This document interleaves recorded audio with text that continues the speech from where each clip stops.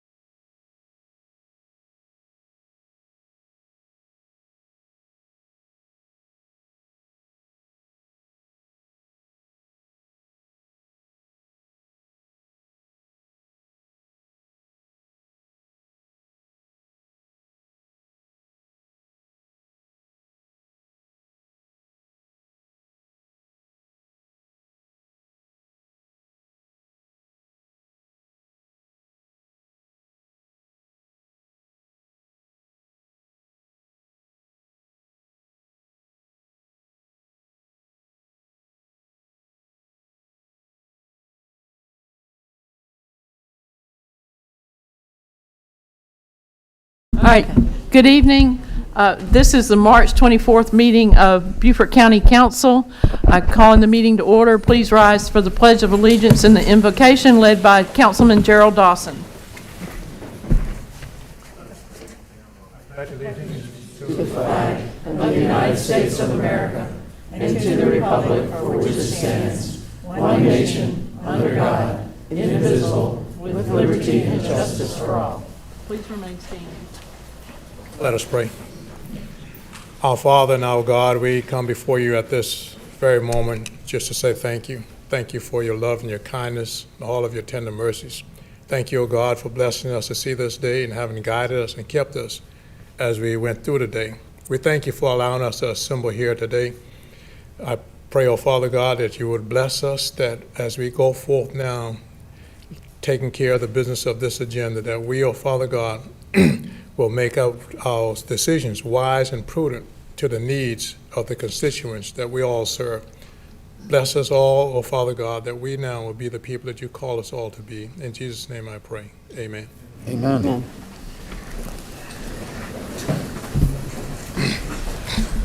Good evening. This meeting was advertised in compliance with the Freedom of Information Act appropriately, and this is confirmed by our clerk. At this time, I'd like to entertain a motion approval of the agenda. I'll make the motion. We have a motion by Ms. Tabernick. Do we have a second? I'll second. A second by Councilman Bartholomew. All in favor by show of hands? Aye. And we have one person online tonight, Councilman McAllen. We have 3 sets of minutes, February 4th, 2025. We have February 10th, 2025, and we have February 24th, 2025. Do I have a motion to approve those minutes from those 3 meetings? A motion. Motion made by Ms. Brown. Do I have a second? By Councilman Larson. By show of hands, approval of the minutes, please. And that is unanimous. Thank you. At this time, we will have the administrator's report.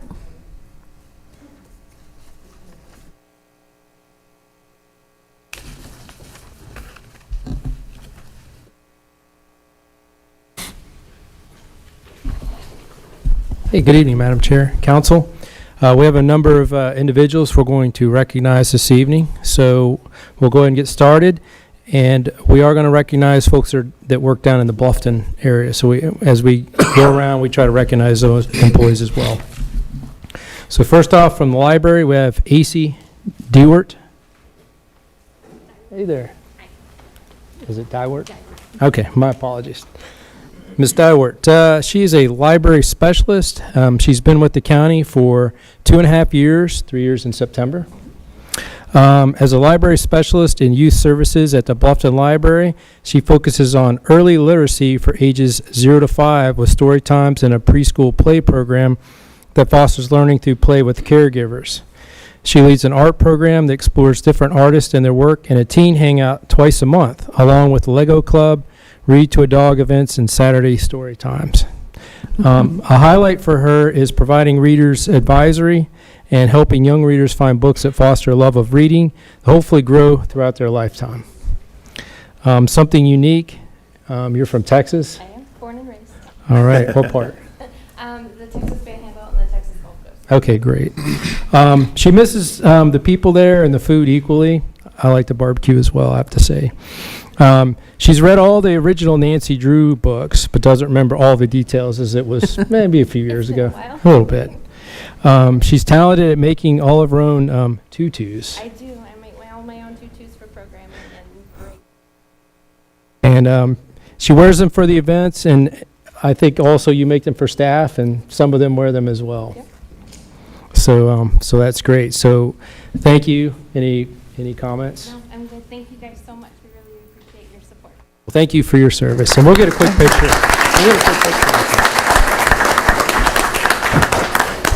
Madam Chairman, could I ask Ms. Yes. Is it Dyewood? Yes. In this area here, barbecue is usually all in vinegar. We're going to talk about barbecue. It's a little different than what I'm used to. I prefer a tomato base or a dry rub in a long, low smoke. Okay, thank you. Sounds like a similar debate I have at my house, since my wife's from Eastern North Carolina. And I grew up near Texas. Okay, next we have Maria Almazan, I believe. Yes. Yay! And she's got family here. And it's your husband. A little baby. Anyone else? My mom and my sisters. Low in the back. So you got a big crowd tonight, big fan club, so that's great. So Maria's an administrative clerk. She's been with the county in April, will be 1 year, so you're coming right up on that anniversary. Congratulations. She's responsible for managing the Bluffton office's general correspondence. She's the first friendly face and voice that assists citizens seeking help with alcohol and drug issues. Of course, Maria's hardworking, reliable, and shows compassion for others, which we're grateful for. As a vital part of the Nexus Care team, is appreciated by patients and staff. Something unique. You moved here to the beautiful Low Country when you were 12. Yes, from Mexico.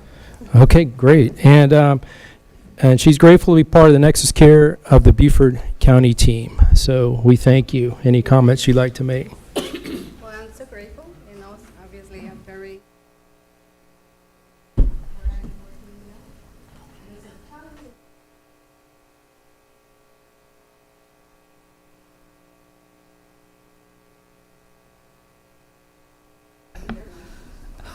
Thank you.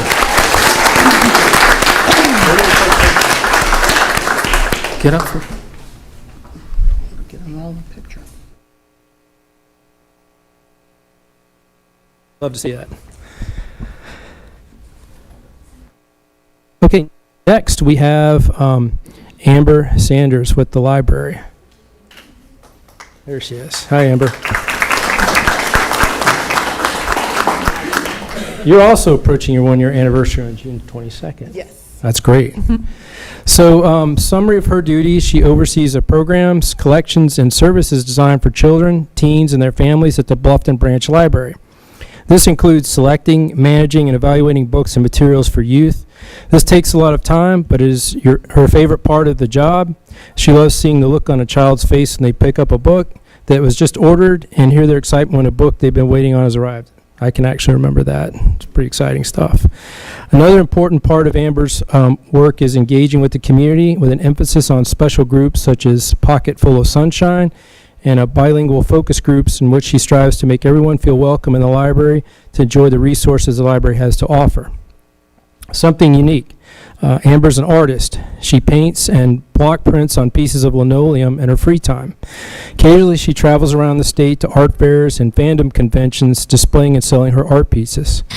She also likes fairies and Irish mythology and can usually be spotted around the library sporting one of her many dinosaur, ducky, or planet-themed collar T-shirts. I was That's pretty wondering about amazing. the shirt, All right, yes. yeah, I love your shirt. There you I go. love it. So we'd like to thank you and offer you an opportunity to make any comments, or we'll get a picture, whatever you like. Feel free. I don't really have any comments. Yeah. All right, well, thank you again, and we'll get a quick picture.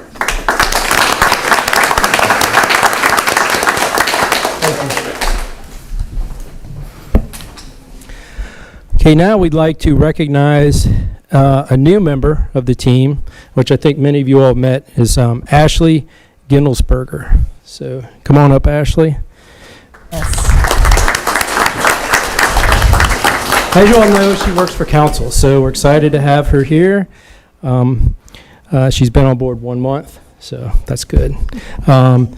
Administrative assistant to county council, what can we say, right? That encompasses a lot of things, but she does handle a range of clerical and organizational tasks to support council's operations. Duties can vary, but generally include scheduling, calendar management, communication and correspondence management, preparation of council materials, and much more that goes along with that. Something unique about Ashley to share, she's been involved for 20 years with PARC, P-A-R-C, which is an organization located in central western Pennsylvania. It's an all-volunteer-powered nonprofit organization that provides an overnight summer camp program and year-round recreational and social activities for children and adults with intellectual and developmental disabilities and their neurotypical peers. Ashley is a certified scuba diver, is on a mission to visit 60 countries by the time she turns 60. So how many of you visited so far? 33. Well, you're getting there. That's good. So we'd like to welcome you. Any comments? I just want to thank you guys for the opportunity, and I can't wait to work for such an awesome team. Thanks, Sarah. We'll get a quick picture after. All right, thank you. Mention you're a Pittsburgh Steeler fan. I am a Pittsburgh Steelers. Oh, yes. Sorry. I'm from Pennsylvania. Oh, I'm sorry. If it makes you feel better, my husband's a Cleveland Brown fan. Yeah. Now, I like your husband we go, already Tam. then.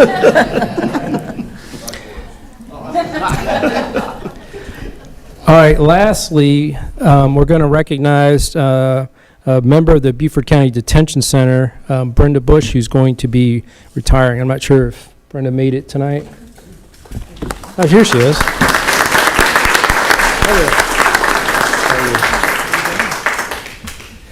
So she's been with the county for 25 years and 5 months, so it's a good long time. Summary of her duties: she does an outstanding job in her role as the operations lieutenant. Her leadership, dedication, and attention to detail have made a significant difference in the smooth operation of the detention center. She consistently demonstrates strong skills in supervising staff, managing inmate operations, and ensuring that all tasks are completed efficiently and safely. Whether it's training new employees, managing inmate behavior, or overseeing critical functions like booking, inmate transport, or emergency responses, her work plays a crucial role in maintaining a secure and well-run facility. Her ability to manage multiple responsibilities while maintaining high standards of performance is truly impressive. The time and effort she dedicates to the detention center team and inmates do not go unnoticed and is deeply appreciated by each and every one of us. Thank you for your continued commitment to excellence, and we've been blessed to have you as part of the team.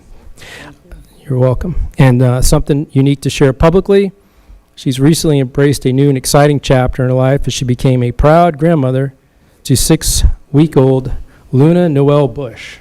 Oh, yay.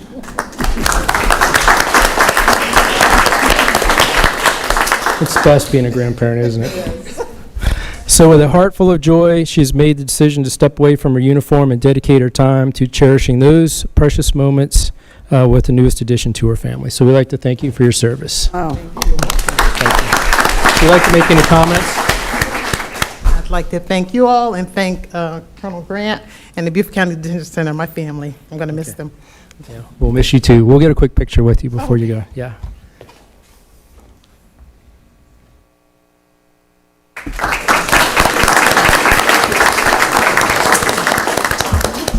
Okay, subject to any questions you may have, that concludes my Anybody have report. any questions? No? That's great. Thank you. Thank you.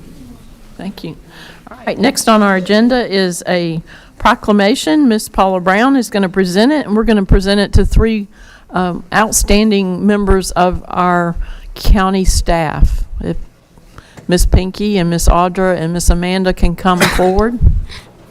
These young ladies are leaders, and we're doing Women's History Month, but we wanted to recognize three people within our staff Nice. that carry a big load Nice to hear all for of the you. county. Go ahead. Proclamation, whereas women of every age, race, and ethnicity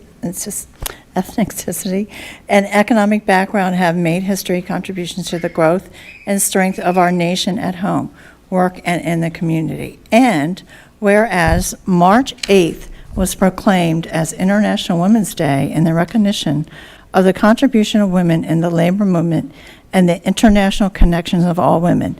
And whereas the first Women's History Week was held in 1978 under the auspices of the Education Task Force of the Sonoma County, California Commission and on the Status of Women. And whereas in 1987, Congress established Women's History Month in March as an annually federally recognized observance. And whereas Beaufort County began its observance of Women's History Month in March of 1994 with a calendar of over 35 events to observe the contributions of women in our society. And whereas celebrating Women's History Month in March provides the residents of Beaufort County an opportunity to recognize and honor women in their own communities, organizations, or businesses. Now, therefore, to be resolved that Beaufort County Council does hereby proclaims March 2025 as Women's History Month, dated on this 24th day of March 2025, signed by Alice Howard, Chair, Beaufort County Council. And I'm going to present this to you, Pinky, for your office. If that's okay. Thank you so much, ladies, for all you do. thank you. Would y'all like to say anything? Get a picture. Get a picture? Oh, no? Feel free to speak. Thank you. Nobody will say anything, but thank you very much. We appreciate it. And if I had known Colonel Grant was going to be here tonight, I would have had her part of the group, too. Yeah. Thank you. Madam Chair, I would like our clerk to show, just so to celebrate Women's History Month, these are some notable women from South Carolina that I found, because I didn't know this, I'm from Ohio. So I'm going to put up on this screen and it will be attached. You might want to make that bigger. I can't even read that. Anyway, these are a few notable women. Kimberly Clarice Aiken was crowned Miss America in 1994, and she used her platform to draw attention to the issue of homelessness. Charlotta Spears Bass was a journalist and social activist who made history in 1952 as the first black female vice presidential candidate. How many people knew that? No, I didn't. Okay. Now, I know you know Mary McLeod Bethune. So she created the Bethune-Cookman University, and she also founded the National Council for Negro Women in 1935, and her portrait currently hangs in the South Carolina State House. You have Carol Connor. She was the first woman to serve as a South Carolina Circuit Judge and an acting member of the South Carolina Supreme Court. Elizabeth Hawley, in 1938, was the first woman from South Carolina elected to Congress. Didn't know that. Now, you all know the next one, Viola Davis. I don't really need to say much about her, but she was the first African-American woman first African-American to achieve the Triple Crown of Acting. I thought it was only Triple Crown for horse racing, but Yeah, me too. evidently it's for acting. She got an Academy Award, Primetime Emmy Award, and 2 Tony Awards, and she was one of the 100 most influential people twice in 12 and 17. You have Marion Wright Edelman, an activist for civil rights and children's rights, and she was admitted, the first African-American woman admitted to the Mississippi Bar after going to Yale Law School. And she founded the Children's Defense Fund, which we've all heard of, didn't know she founded. She received the Presidential Medal of Freedom from President Bill Clinton. And we have Dr. Irene Elliott. She earned a PhD, University of North Carolina, and founded the chapter Daughters of the American Revolution.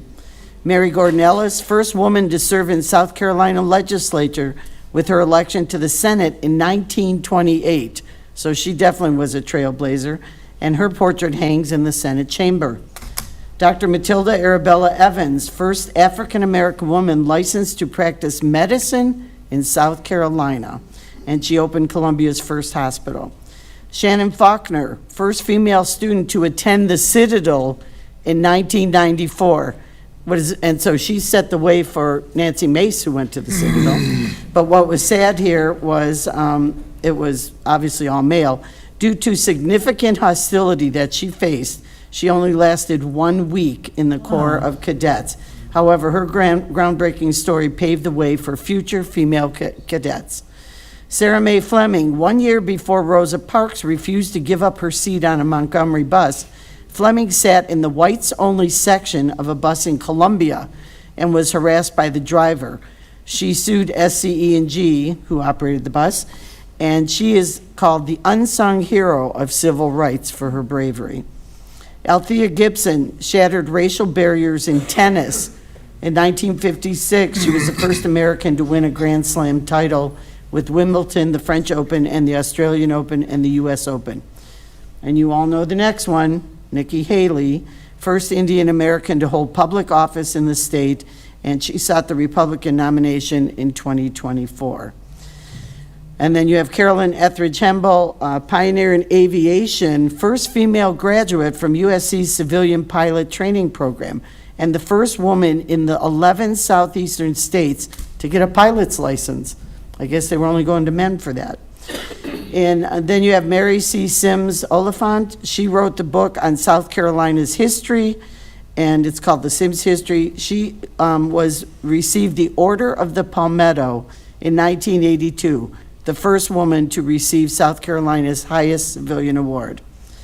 Honorable Jean Toll, the first woman justice of the South Carolina Supreme Court, and in 2000 was named Chief Justice of that court. And you all know the last one, Angela Singleton Van Buren.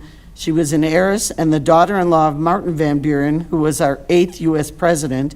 Because the president's wife died before he took office, he never remarried, and Angelica assumed the role of the first lady at age of 18. So we have some really stunning people that set the mark here in South Carolina for Women's History Month. Okay, thank you very much. Madam Chairman, it would be remiss if I don't mention 2 names, 3 in particular. Agnes C. Sherman and help me, Gerald, my mind is gone. Frida Mitchell. Frida Mitchell. Thank you. Both were elected, first black females elected in the state of South Carolina, I believe. I will continue to have that belief until somebody proves me wrong. Thank you. And there's one I'd like to mention, which was Harriet Keisling, who was state representative. She might have been the first Jewish representative female in the state, I'm not sure. I started to mention her name as well. So From I'm glad Beaufort you did. County. Yes, thank you. So there were over 50 on the list, but I knew you wouldn't let me go 50, so. Maybe next year. I tried to pick the ones nobody knew. Okay, so there you go. Very good. Thank you. Okay, at this time, we're going to receive an update on the St. Helena Community Garden, Henry Farm North. Hi, how are you? If you'll say your name for the record and tell us all about what's going on with that. All right. Good evening, Madam Chair and the council members. My name is Jenny Stevens, and I have the pleasure of being the CEO of the Center for Heirs Property Preservation.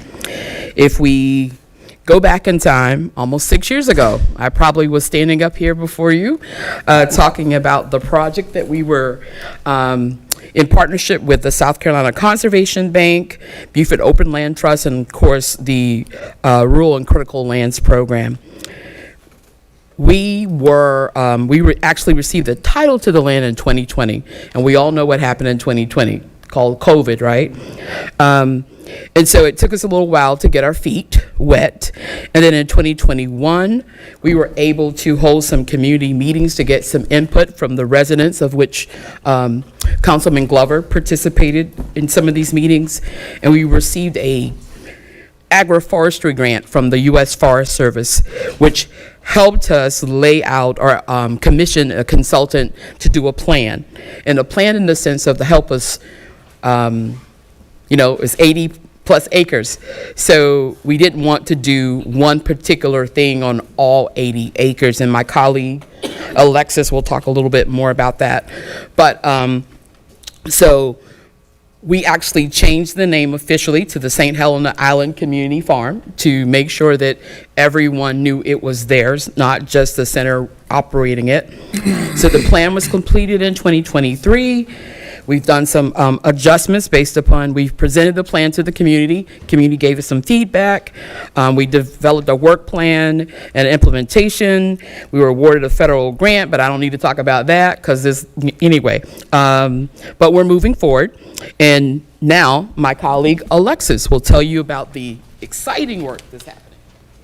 Yes. Hello, I am Alexis Martin. I'm a forester with the Center for Air's Property Preservation. I have my team here with me, some more foresters. But yeah, so I'm just going to tell you a bit of what we have done so far.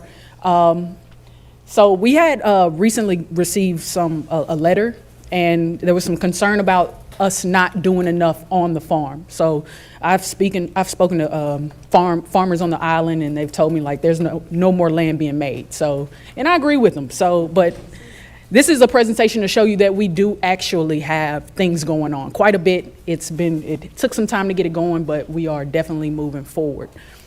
So just an overview of what I'll share is I'll show you the background. I'll give you some information about agroforestry. I'll show you the demonstration areas that we have on site. The plans we have going forward, some obstacles that we've run into, some networking that we've done, and some participation, which is the most important part from the community that we've had.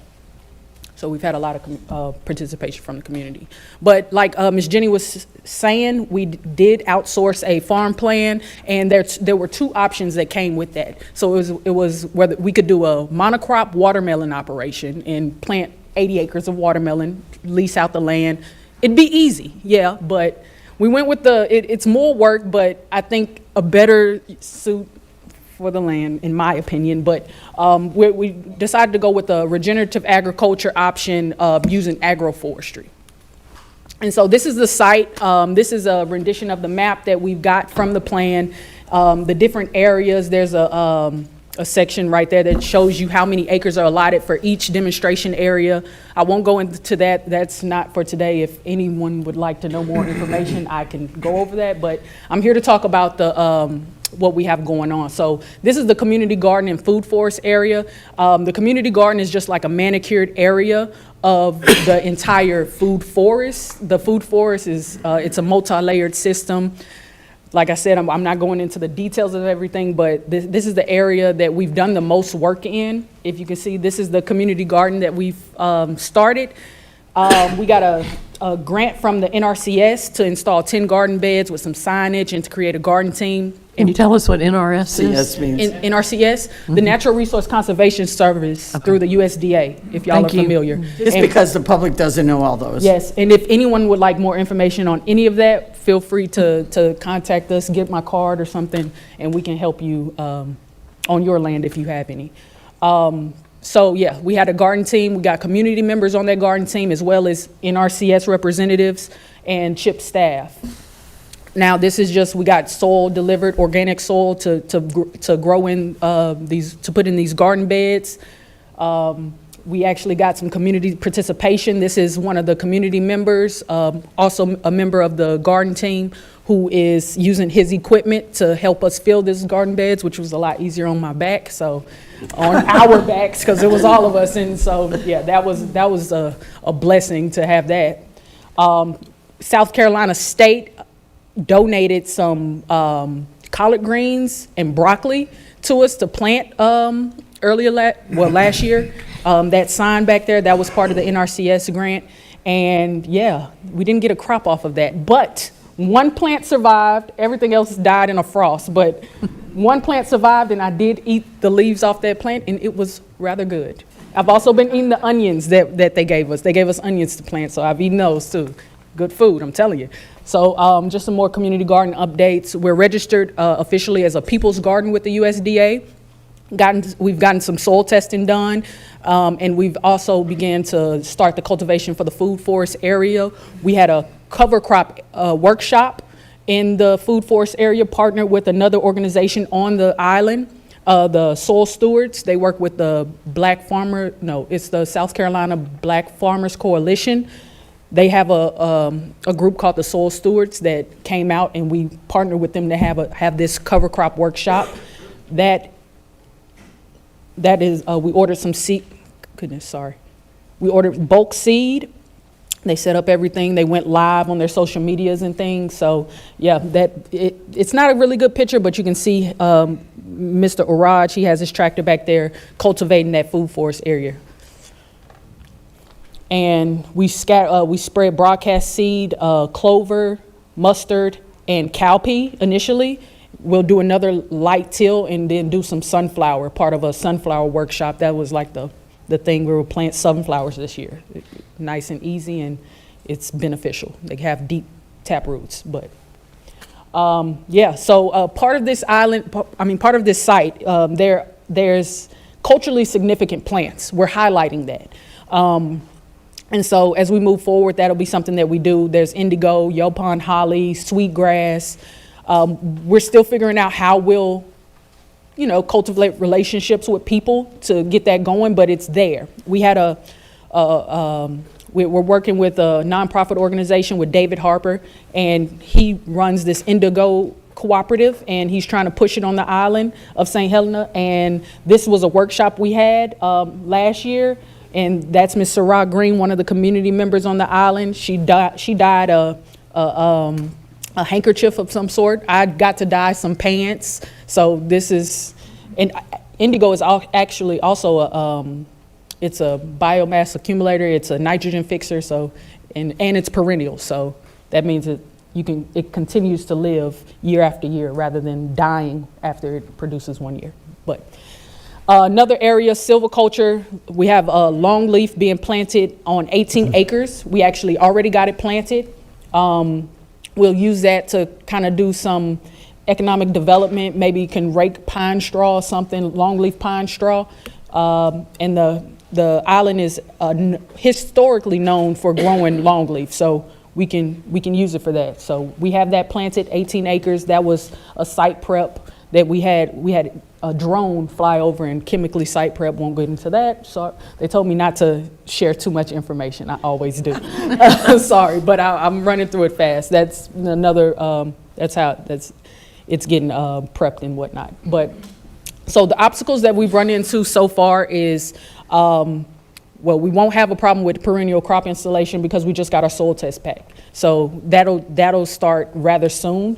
We're working on hiring a farm manager, and we need infrastructure. Like right now, I'm riding around with wheelbarrows, shovels, everything on the back of my truck. We don't have any place to put our equipment, so we're waiting on some storage. But there's a 29,000 square foot impervious surface limit, so there's a limit to how much we can build. So most of this site will be plants, crops. And this is just to show some of our partners. This is not an extensive list. It's just some of the people that we've been working with. I won't leave that up just in case I miss somebody, but I will tell y'all to come grow with us, please. If y'all want to come out and if you want to just donate, we'll take that. If you want to come out and help, it's there. Like, this is a space that we're really trying to cultivate to be a community space for people to, love to be there. And so that's what we're working on. And that's just to show you that we do have things going on this site. It's going slowly, but it's surely developing. So. Well, thank you very much. It's fascinating what all you do have going on.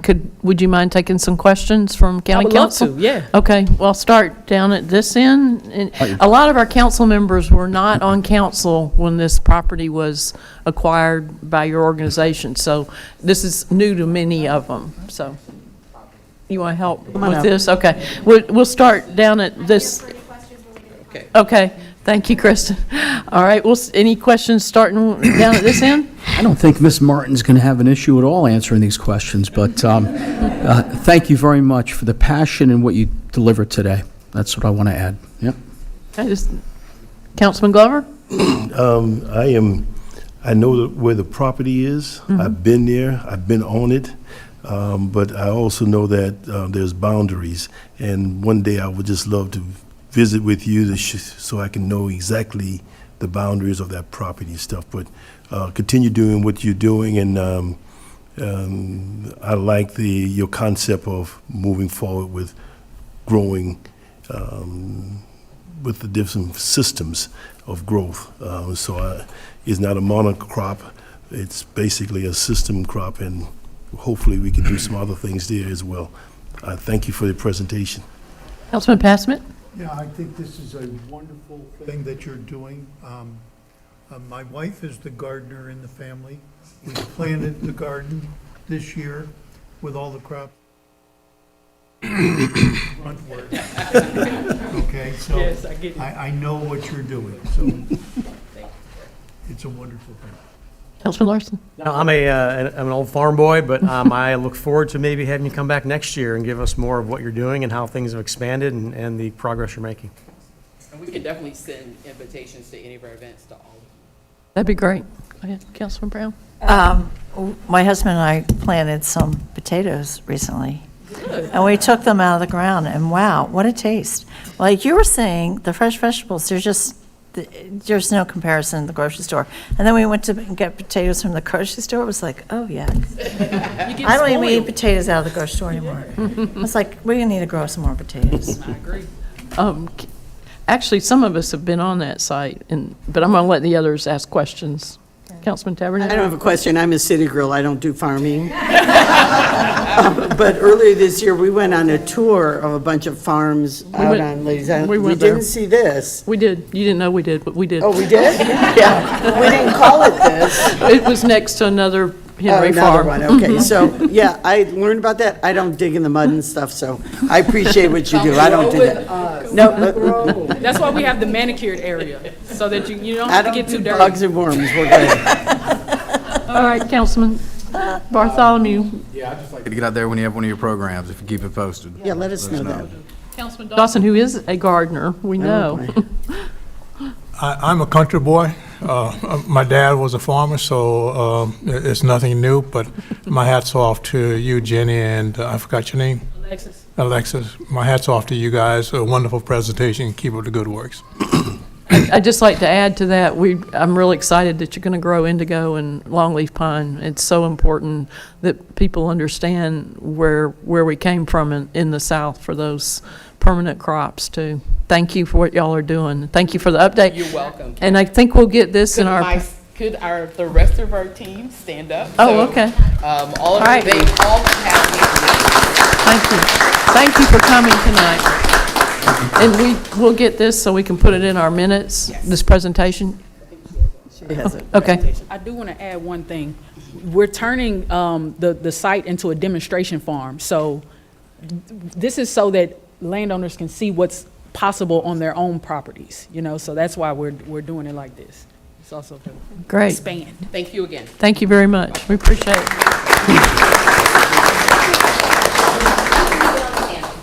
Okay, we have public comments at this time. We have more than 10, but I think we can get through this. We have 12. Carrie Major, you're first on the list. Thank you so very much, Council, for allowing me to come back up.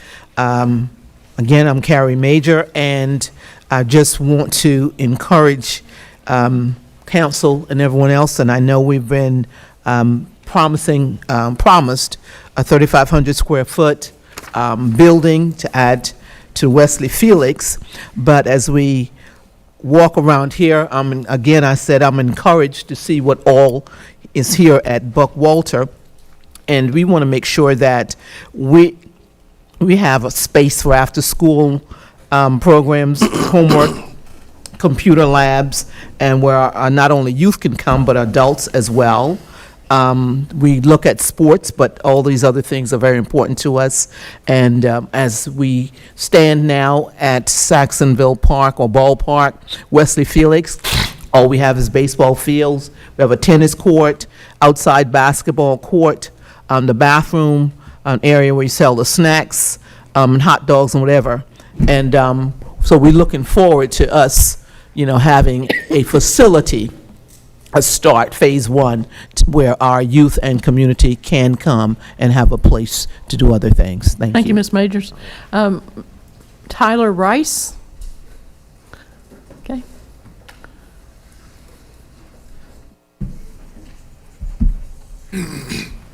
Good evening, Council. How are y'all doing? Good. Good.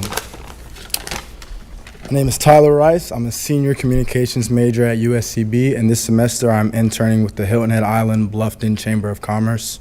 I've been assigned with working with the Chamber on a project to help address the workforce shortage in our area through the Chamber's new job website called lowcountryjobsnow.org. The goal is to expand the potential local workforce for the region. And to do that, we've collaborated with local individuals and organizations to develop 6 unique workforce categories for businesses and organizations to consider. In addition to jobs for the everyday workforce, I already said that, my bad. So the 6 categories that we have are high school internships. We've worked with the 6 local high schools to develop information and insights on enhancing and expanding high school internship opportunities across the Lowcountry. Second is college internships. We've partnered with the local colleges for similar efforts, focusing on the development and advancement of college internship with local business opportunities. Number 3 is trade apprenticeships. We are working with TCL and Apprenticeship Carolina to promote apprenticeship opportunities within the trade industries. And 4, and a big focus of ours, has been transitioning military, helping military vets have a seamless transition into civilian careers. And to do that, we're collaborating with Beaufort County Economic Development Corps and the U.S. Chamber of Commerce's Foundation, hiring our heroes. And 5 is diverse abilities, to create meaningful job opportunities for those with diverse abilities. We are partnering with the Beaufort County Disabilities Coalition to enact this.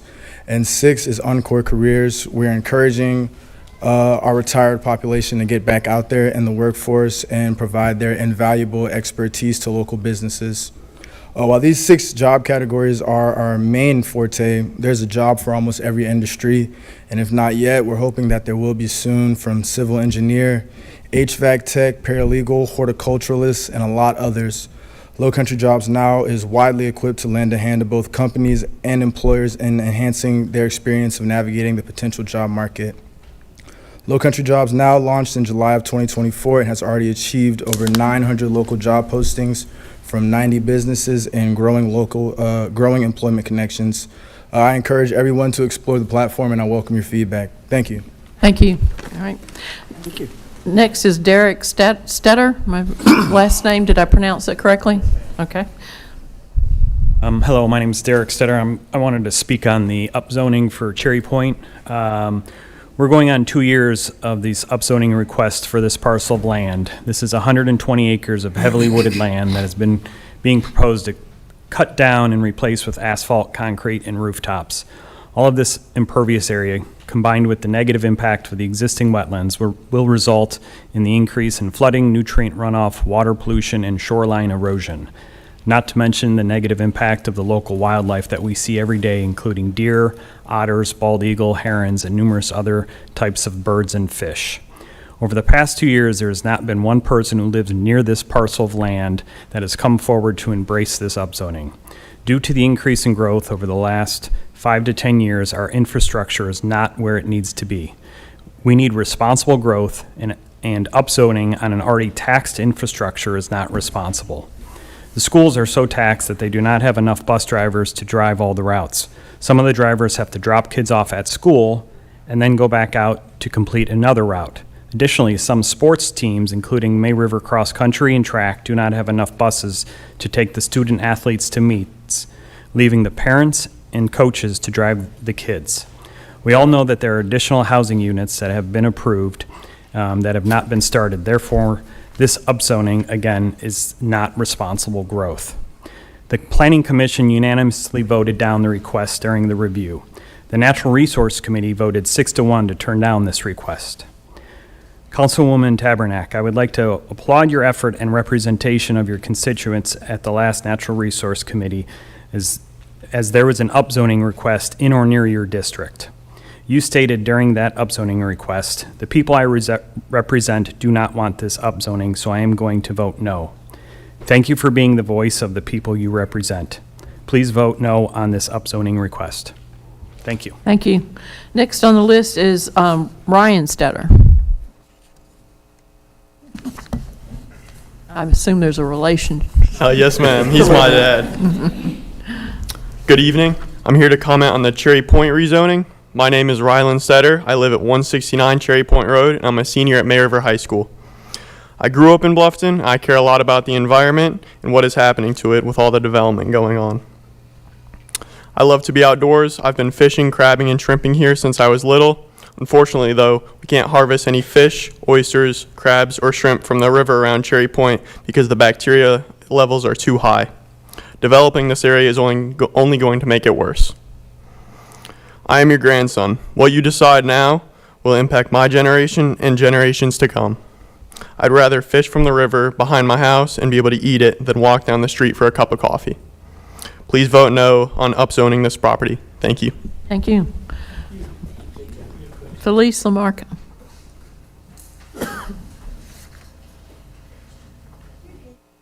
Felice Lamarca, 149 Cherry Point Road. On behalf of the Cherry Point neighborhood, we ask you to deny this rezoning request. And we would also like you to reconsider adding 2 additional amendment review standards to the current 2 for denial. Standard 1, we believe it is not consistent with the comprehensive plan. Although the code does express the option to create a village place type in rural designated lands, we believe it should not be an option because there was no cohesive plan at the time, nor traffic mitigation enforced on Cherry Point and 170 at the time Malin Bluff and River Oaks was permitted. They are trying to make this fit into the development code after the fact. It doesn't. It just adds more congestion. Perhaps the most important standard of all, and it's often neglected, is Standard 8. We believe it will result in adverse impacts of the natural environment. There isn't anyone in my neighborhood that disagrees with that. I don't know who did the environmental study, but we who live here see that our natural resources are not protected. Just the loss of trees alone in Cherry Point, we've had a tremendous amount, more to come with River Oaks, will impact the water and air quality. Who doesn't know that? We have a bald eagle who lands on my dock from his tree across the marsh, I think from your neighborhood, to a tree in Cherry Point. Where is he going to go? Where is he going to land? The trees are gone. I have said before that the county should not be in the business of helping owners maximize their profits by upzoning their property. It is your business to protect our quality of life in our communities. We have no confidence that a development agreement will protect any of this. You see, no one comes back to us after the community comes back to the community after the zoning is done and after the ink has dried to ask us to make changes and approve them. No one comes back to us. I moved here to escape the density and traffic of overdevelopment. I want to breathe again. I wanted a better way of life, and I believe that all of you that moved here from other areas did too. Some of you might say that you are looking towards the future and that the Village Park overlay will be good for the community. Well, we are the community, and we are looking towards the future. What we see in our future are trees and rivers, not asphalt and buildings. I stood before you in September of 2023 and told you, wrong time, wrong place. I stand before you in 2025 and say it again, wrong time and definitely wrong place. Thank you for your time. Thank you again. All right, next is Joshua Hauer. Am I saying the last name correctly? Okay. Hi, Council. Thank you for the opportunity to speak. My name is Joshua Hauer. I have a really bad habit of speaking off the cuff, so I actually wanted to hit two topics. Primary reason I'm here tonight is Cherry Point, but the presentation on the St. Helena Community Farm was very nice. I really enjoyed it, and I thought it was a great opportunity and a great project that they're undertaking. I did have one comment that I wanted to kind of pass on to the council, and this is just my time in the in Delaware Army National Guard. We used to look for projects like this for training exercises, so I would ask maybe the council get with the state officials and see if maybe the engineering unit in South Carolina would be interested in doing some of that infrastructure work for a project like the community farm, or even another one that you may be aware of. With that wrapped up, just to switch over to Cherry Point, I think my Cherry Point neighbors and my community, Maitland Bluff, we've been here a couple years now. We've talked about this similar plan last year, new plan, same flavor this year. Planning Commission recommended denial, and I believe the name changed. The Natural Resources Committee recommended denial. I would ask that you please consider denying it on this first reading. I know that we like to give opportunities and chances to come back to the table, but as the community has spoken before, we really would like to just kind of put this one to bed. So I'd please ask you to consider recommending for denial tonight. Thank you. Okay, thank you. Terry Lassender?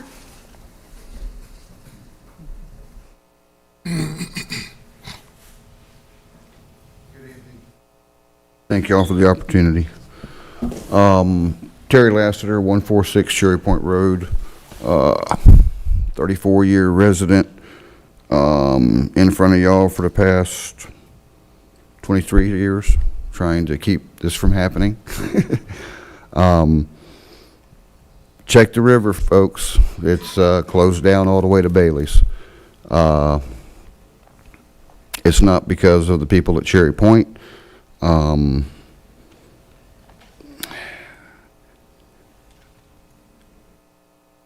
I guess what I need to ask you is this. We're full of information.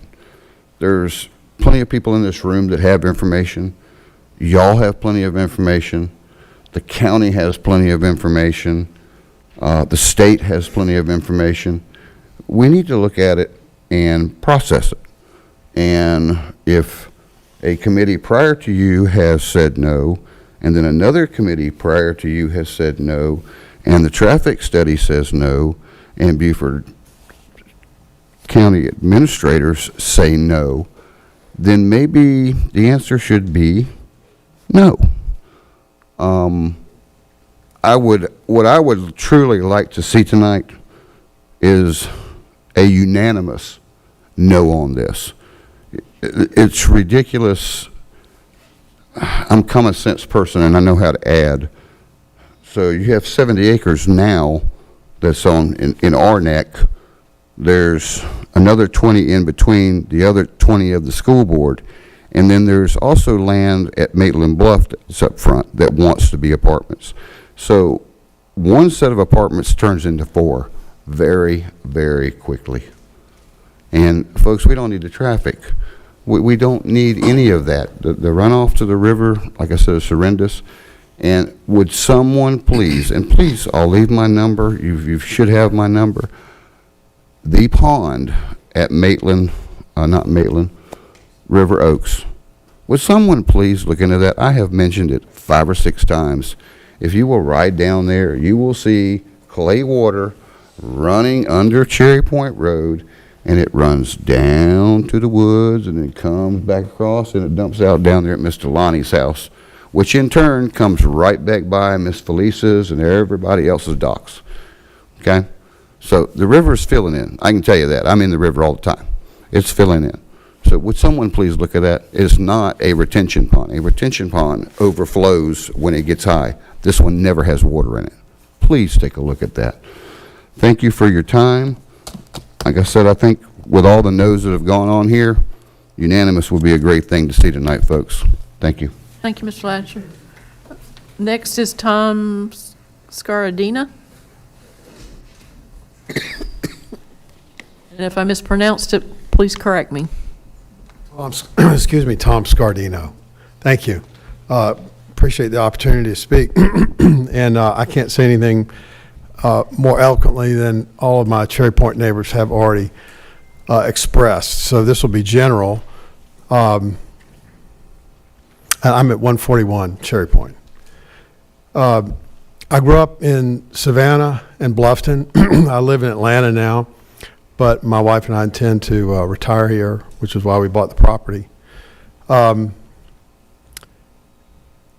the reason Old Town Bluffton and Historic Savannah look the way they do is because somebody stood up and said, we don't have to have it that way. There's a better way. Let's have it this way. And this way is the way it is today. And that's what we want for Cherry Point. I'm in construction. I'm not against development, but this upzoning idea is not a good way. There is a better way. So that's why we're opposed to it. And I agree with Terry, unanimous would send the strongest signal that's been tried to be communicated for all these years. And those that live, of us that live there, it is unanimous. So thank you for your time. Okay, thank you. Kathleen Keating. Hi there.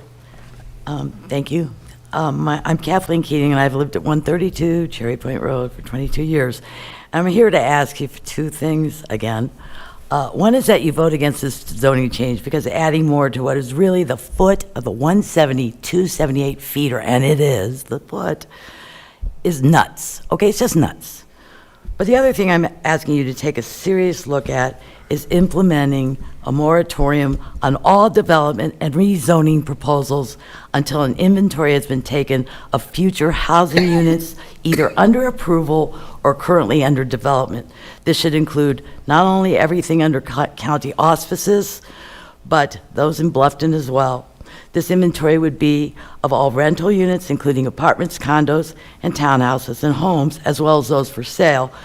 Included in this inventory should also be those that are currently available, units both rental and for sale under your auspices and those of Bluffton. The U.S. Census Bureau has given Beaufort County a growth rate of 1.4%. They project an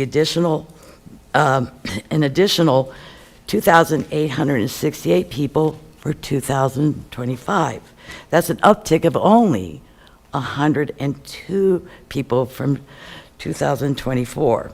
It's also estimated that 55% of that number are married and around 25% will have minors under the age of 18.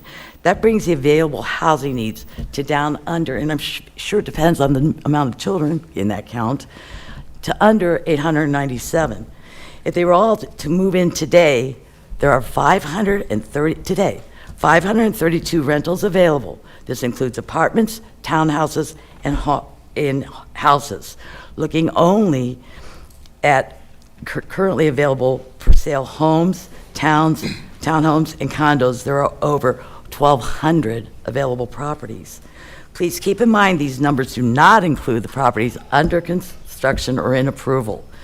And while the new inventory seems to be filling itself, many other availabilities are languishing. And I'm willing to bet that 8 times out of 10 folks are moving into the new looking to upgrade. If that trend continues, you will be faced with ghost buildings in areas, and those are crime magnets.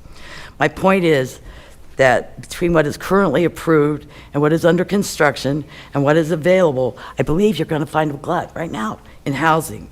Now, you may think that a large overstock in housing is necessary, and I disagree, not large. Well, yeah, we do need overstock for extended families, you know, the kids want to buy or whatever, but not to this extent. I will continue to ask you to please consider a moratorium. Take a hard look at the numbers. Let's see if there's any justification to continue the urbanization and destruction of our corner of the low country. We are not in a horse race with Jasper County. Thank you. Thank you. Next, we have Dick Geyer, who is chairman of the School District Board. Welcome. Dick Geyer from Beaufort County School Board, District Number 4. Madam Chair and council members, this evening I'd like to share with you some personal comments about growth in northern Beaufort County. But first, I'd like to mention past growth in the county. 20 years ago, I do not believe the County Council or the Bluffton Town Council could have envisioned the population growth in today's Bluffton. That growth has resulted in the fact that almost half of Beaufort County School District's enrollment is within the city limits of Bluffton. This growth was in fits and starts and not in a linear fashion. It expanded in pockets, not in a geographic wave. The school district reacted to growth by expanding existing schools and building new schools on available acreage. There was no evident master plan for progressive and sequential population growth. If there was a plan, the school district, through its own fault, was not involved in any meaningful growth planning. Currently, the school district is in the process of constructing an additional elementary school on the May River campus and has room to build an additional school there if necessary. The school district is also in the process of purchasing the Willow Run property in Bluffton. This is the last suitable tract in Bluffton for additional school construction.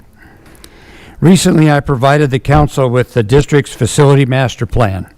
If you read the last part of the master plan, you'll see that we believe that this additional property will allow us to accommodate the final build-out of the town of Bluffton. With 20/20 hindsight, I believe that if 20 years ago the school district was more involved with the county council and the city of Bluffton, we could have properly distributed schools to better accommodate the goal of neighborhood schools. Some national media tells us that South Carolina will be one of, if not the fastest growing states in the nation. Beaufort and Port Royal are now experiencing single-family and multifamily growth, and the current classroom capacity in our northern county schools should be able to accommodate that growth for the next 5 years. The question is, what will happen in northern Beaufort County over the next 10 to 20 years? No one can accurately predict the future, but we can learn from the past. It would be very helpful for the county council, Bluffton Town Council, and the school board to come together and conduct an after-action review of the growth of Bluffton over the last 20 years. This review could identify lessons learned that could be invaluable in charting the planning for future growth in Beaufort County. It's hard to predict the future, but Beaufort County School District is committed to remain engaged with county, city, township officials about providing classroom space, teachers, and administrative support of the children that comes with population growth. Please consider a Bluffton Growth After-Action Review. Thank you. Thank you. Next is Carlton B. Dallas, who is the vice chairman of the school district.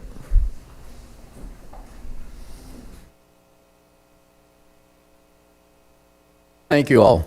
I'm proud to be here and happy to share a few words with you. As vice chair of the school district, what we look for is to plan for the future, as our chair, Colonel Geyer, just said. That requires collaboration with other entities that have tremendous impact on where things are located, what's approved, how they're built. And we just would ask that, again, as the Colonel requested, that we are allowed to engage with you and other entities to plan strategically for where is the best position to put our schools so that we can accommodate people that are coming in. Growth will happen, but we want to manage it in a very delicate way so that the citizens that are up here speaking and elsewhere feel very comfortable that the people in control of organizations are doing all they can to ensure the best environment for all people here. Thank you. Thank you. All right, at this time, we will have the brief reports on liaison and committee reports. We'll start, who would like to go first? Okay, Ms. Tavernick? Well, I have the school district people here. They've been very busy with school committee meetings over the last 2 weeks. So the operations met about maintenance discussion, custodial update, construction update, finance committee, the budget report, of course. I found the health advisory committee interesting. I learned 2 new things. Gavin's Law, if anybody doesn't know that, it's legislation that makes sexual extortion the act of blackmailing someone using sexually explicit images or videos, a felony offense, and an aggravated felony if the victim's a minor, vulnerable adult, or victim, etc. And there was Aaron's Law, didn't know about that one either. And as an ex-educator, I find these important. It requires public schools to implement age-appropriate sexual abuse prevention education for students in pre-K to 12 and mandates training for school personnel. So they've been very busy holding their committee meetings. And my other report is from the County Transportation Committee. It was last week, we had updates from SCDOT. And anybody that wants to see all of those, the traffic signal update, I have that data with me. Jared gave an update on 278-170, which we live with every day. Beaufort Jasper Rehab Reconstruction, $18 million is for Beaufort County. That's only 7.57 miles. Doesn't that blow your mind? $18 million. And that's Castle Hall, 278 Detour Road, and a few other places. We have 66 miles of dirt roads. It's part of, they're executing a 5-year plan, and 50-plus miles have some issues with some residents don't want the roads paved. They are working on Dolphin Point, Leo Green, James Washington, and it was a very good meeting. It's videoed so you can watch it, but the Transportation Committee keeps going. Okay, anyone else have any committee or liaison? Yes, Councilman Passman. Yes, I attended the library board meeting on the 12th. Our libraries continue to grow. Last year at this time, for the full year, we had 4,200 new residents take out library cards. We're over 4,300 with a few months left in. Libraries are being used extensively. We do have a piece of property in southern Beaufort County for the possibility of the next library, to be determined when that can be built. Thank you. Councilman Glover? Just want to emphasize what's on the agenda from the Natural Resource Committee. On the consent agenda, we have nominees, reappointments for the Planning Commission, and also for the Historical Preservation Board, Review Board. On the agenda itself, there are several items on the agenda. 3 basically lease agreements for recreational centers. 1 on St. Helena in the Scott community, the Dale community, and the Big Estate community. And then we have a right-of-way for the Cherry Farm Road that should have been approved by council in 2014 for the 3rd and final reading is coming up today to approve the right-of-way acquisition of that road. And also we have on the agenda the Cherry Point subdivision development, 121 acres that's coming before us tonight. And we would also, the Fusky is asking, they have the right to have a hospital in their community, but there's no provision for a veterinarian. So they're asking for a text amendment to allow that to happen. And the 49 acres, that was what we call the Mosaic property, the application was withdrawn. So Thank that's you. not coming before us It again. won't come before. Okay. Okay, we have Councilman Bartholomew. I don't real know if quick. Larry has anything. I don't see his hand raised, so go ahead. Real quick, I attended the TCO board meeting last Thursday. One of the big takeaways from that, enrollment is up throughout the technical college system here in Beaufort. And also, kids are actually going back on campus. So they have several capital improvement projects that should make the community centers and the student centers better. One other thing, too, they have a new mascot, King Tide. So I guess get ready to see him out and about. So, King Tide. yeah, King Tide. And going into the Community Services Committee, in the consent agenda, you'll notice that it's a lot of reappointments. That was the bulk of that meeting. You'll see reappointments for the Burton Fire District, the Fusky Island Fire District, the Library Board, the Parks and Recreation Board, as well as the Sheldon Fire District. And our next community service meeting is going to be April 7th. So, Okay, thank you. Any save rounds? No? Okay. At this time, I'd like to have a motion to approve, entertain a motion to approve the consent agenda. I'll move. Motion by Councilman Dawson. Is there a second? I'll second it. All right. I hope everyone had a chance to look at that. We mentioned a lot of it just now. By show of hands, approval of the consent agenda. All in favor? All right. It is unanimous. Okay, the consent agenda is approved. Number 12 on the agenda is authorization for the county administrator to enter into an intergovernmental agreement between Beaufort County and Charleston County Sheriff's Office to allow Beaufort County inmates to be temporarily housed at the Charleston County Detention Center while repairs are made to the Beaufort County Detention Center. Is who's going to speak to that? ACA? Mr. Robinson. Mr. Robertson, okay. Can I get a motion? Yes, sir. Thank you. Make that motion. Okay, Councilman Lawson made the motion. We have a Second second. All in favor? Oh, you're going to hear first or you want to vote first? Motion and second to get. Just to get it on the agenda. Right. Oh, okay. Okay. All right. Now we can discuss. Certainly. Explain. So the MOU is a MOU between Beaufort County and Charleston County Sheriff. Charleston County Sheriff's Office manages their detention center, and it's a essential MOU for us so that Beaufort County can house Beaufort County inmates in Charleston County should that need arise. Would you tell public what MOU is? It's a memorandum of understanding. So essentially, it's an intergovernmental agreement, an agreement between Beaufort County government and Charleston County Sheriff's Office government. If I didn't ask you, Jared would think I was letting you slide. So, yeah. Do you want to, could you go in briefly why we need to do this? Well, with the our detention center has some physical repairs that need to be done.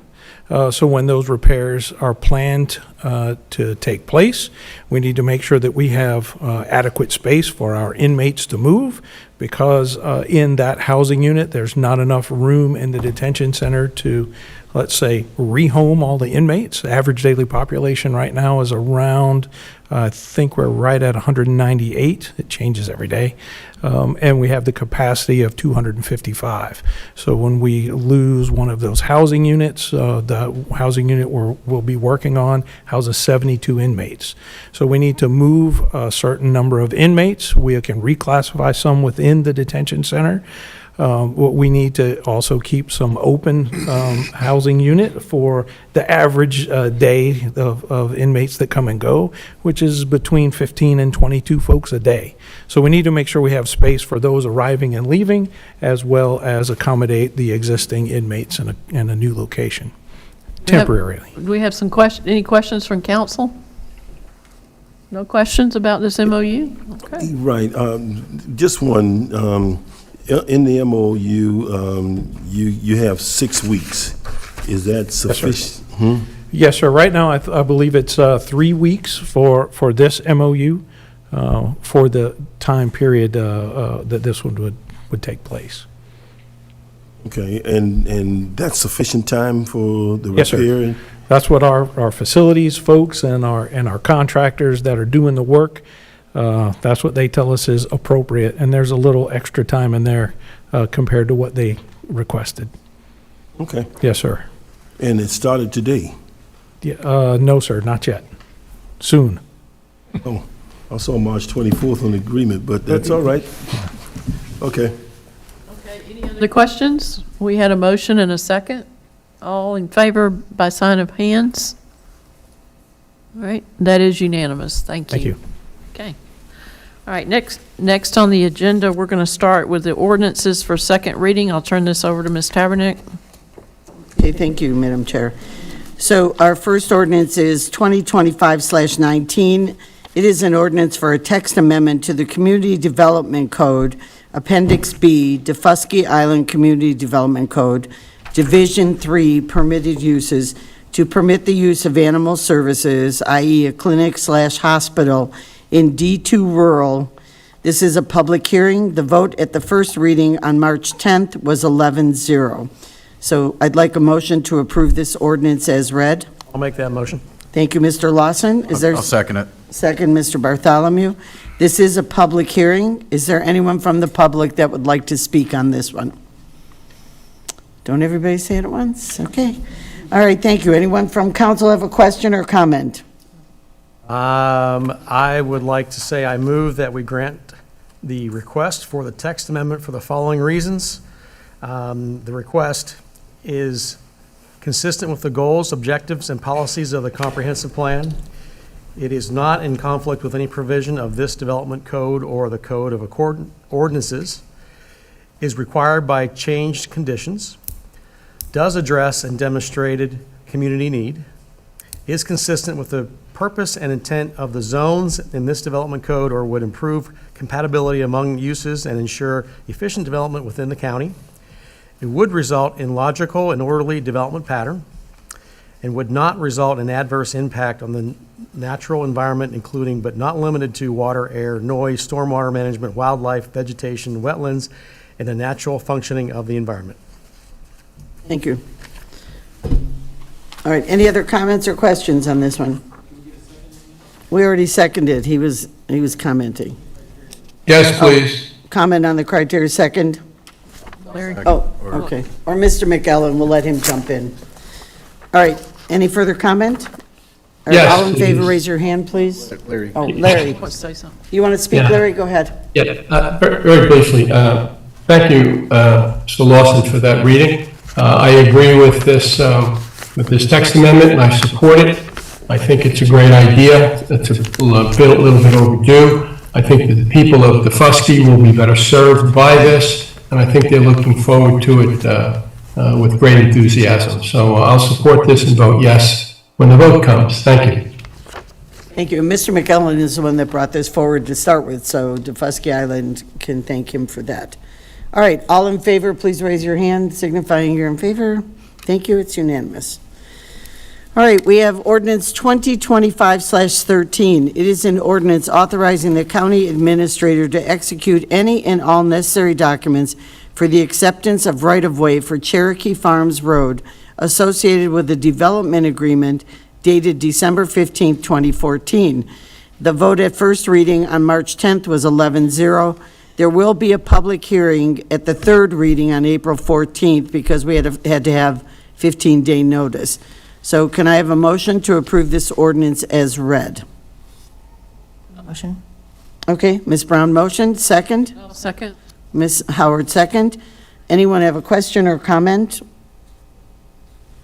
No, we've already talked about this before, so. All right, those in favor of voting to approve the ordinance as read, please raise your hand. Mr. McEllen, thank you, okay.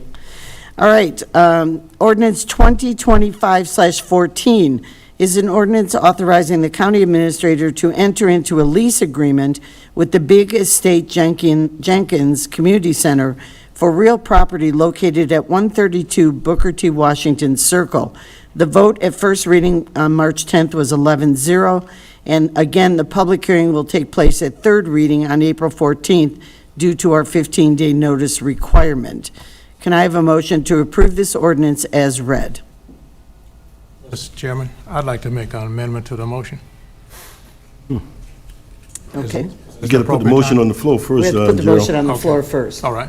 I'll make the motion, and Madam Chairman, big estate is one word. Well, they don't have it right, okay. I was just teasing with you. So they can fix it on here. All right. No, it's actually two words, but it's pronounced with one word, one syllable, big estate. Really? Okay, I'm from Ohio, we use 2 words. If it says 2 words, I read 2 words. You did. Okay. For the record, it is big estate. Estate. Estate, E-S-T-A-T-E, estate, big estate. I'm going to let you all read the ordinance in the future. Okay, so we have a motion, I need a second. I'll second it. Mr. Bartholomew, second. All right, any comment on the motion? I move to amend. Okay. This is the lease agreement with the Booker T. Washington Recreation Center. Madam Chair, Vice Chair, I move to amend paragraph 8.1, section 8 of termination of the Booker T. Washington lease agreement. And I'd like to amend it to read,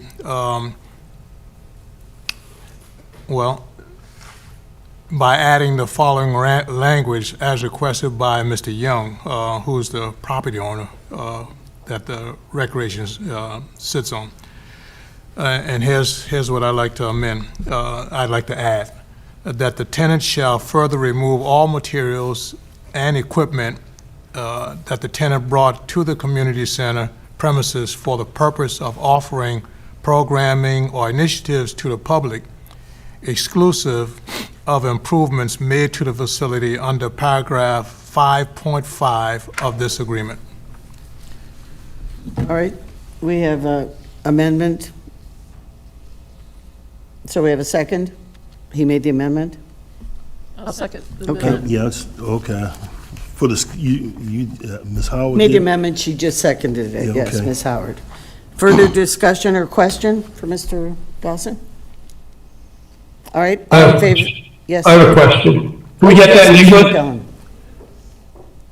I've heard the legal description. Can we just get a brief discussion in English? Oh, okay.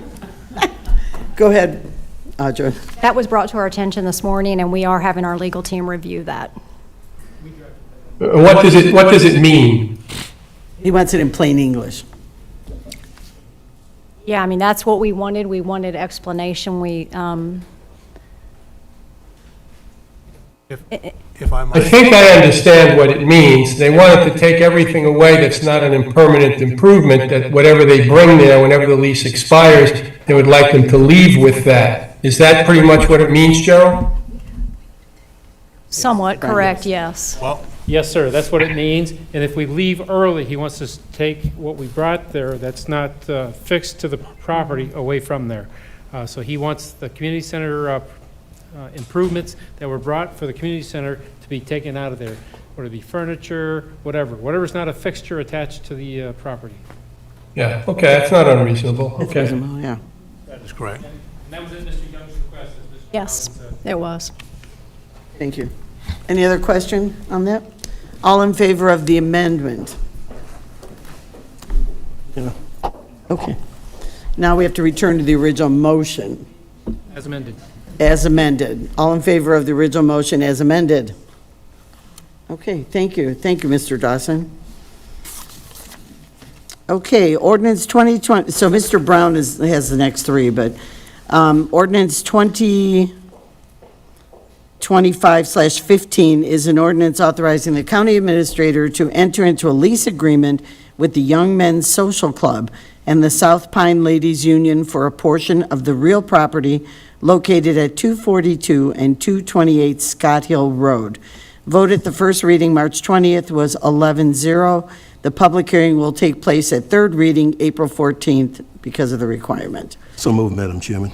Thank you. We have the motion to approve the ordinance as read is made by Mr. Glover, I'll second it. seconded by Mr. Bartholomew. Are there any questions on this one? I know Mr. Brown spoke to us the last time on it. All right, then we'll call for the vote. Everyone in favor of this ordinance as read? All right, thank you. Ordinance 2025/16 is an ordinance authorizing the county administrator to enter into a lease agreement with the Dale Lobico Community Center for real property located at 15 Community Center Road. The vote at the first reading on March 10th was 11-0, and this public hearing will be April 14th. Do I have a motion to approve the ordinance as read?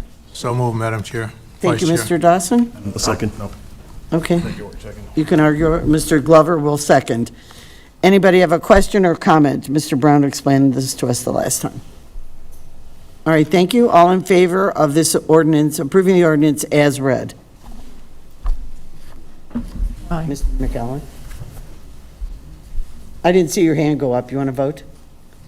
No, Mr. sorry. McAllen, yeah, thank you. But you're asking for discussion, sorry. Oh, okay. All right, now we're on ordinance for first reading.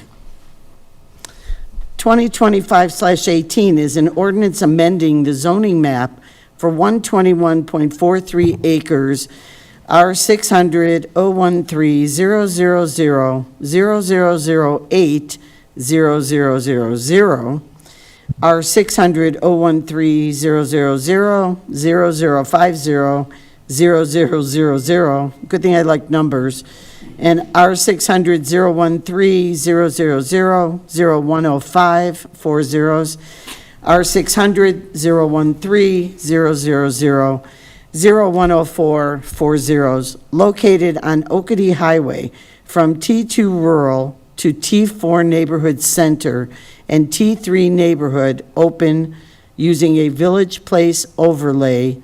And this is a public hearing. On February 3rd, it went to Natural Resource Committee. It was a motion to postpone till March 3rd, which was approved. On March 3rd, Natural Resources Committee meeting, it was a motion to deny this, amend this approval, and it was denied 6-1 with 1 abstention. So at this point, do I have a motion to approve the ordinance as read? Excuse me, Madam Vice Chair, I need to accuse myself. Okay. Thank Ms. you. Brown's going to recuse herself from this. I'd like to make a motion to discuss and to, you want me to go ahead and make the motion? Yeah, you can. Okay, all right, I move that we deny the request for rezoning for the following the reasons, but would like to have we want to do the discussion. Okay, Ms. Howard makes a motion to put it on the floor for discussion. Can I have a second? A second. Mr. Glover, thank you. It's on the floor for discussion. Any questions, comments from the council? I just think it's very appropriate that all the people keep on showing up here to let us know what it is that you're looking for. So we appreciate that. Any other comments? So now Ms. Howard will read the reasons. I do have go a ahead. comment, yeah. Contrary, no, what is not contrary? I do support the motion that's before us. I do support that. I am really toying between whether it's prudent right now for us to move forward with the denial or for us to get more information. And the reason I'm saying that is because, when you have the school district there as an opportunity for property, should we further discuss that to see whether there is something that could be worked out? And contrary, I keep saying contrary, it's not contrary. When you look at this council and you look at future councils, is it better to talk about this property with this council or let it be discussed with a future council? And that's where I'm toying, because I agree that we should be managing that Highway 170. I've talked about it. I agree that there probably need to be a moratorium on any development. But I'm just wondering whether we need to really just think this thing through to see whether something can be, and I think the word that Mr. Sutter used was, I want to get his word correctly. He said, he didn't say smart growth, he used responsible growth. And I'm just wondering, that property is there, it's 121 acres, unless it's purchased through the green space to keep it that way, I think I would prefer talking and discussing this property with this council versus a future council. That's my comment. All right, any other If anybody comments? else agree with me, that's great, but that's where I am right now. Yeah, anybody else want to comment? Feel free. Are we doing a presentation on it? I mean, it was done at committee. First reading, but it's a public hearing. So yes. But the motion on the floor is to deny the Deny. ordinance.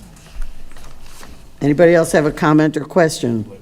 Yeah, I have a comment. Oh, go ahead, Mr. Allen. Yeah, I'll vote to deny the ordinance. I support that position. I don't think it's necessary. I think everybody's had plenty of time to talk about this, and if they haven't talked about it by now, too bad. This isn't something that's suddenly been sprung on everybody. Everybody's known about this for quite some time. The community opposition to it is very strong, and if something needs to be done in the future, there's no reason why it can't come back for a revisit. But I don't think we need to delay this any longer. I'm anxious to vote on this and get it done. I'd like to make one comment.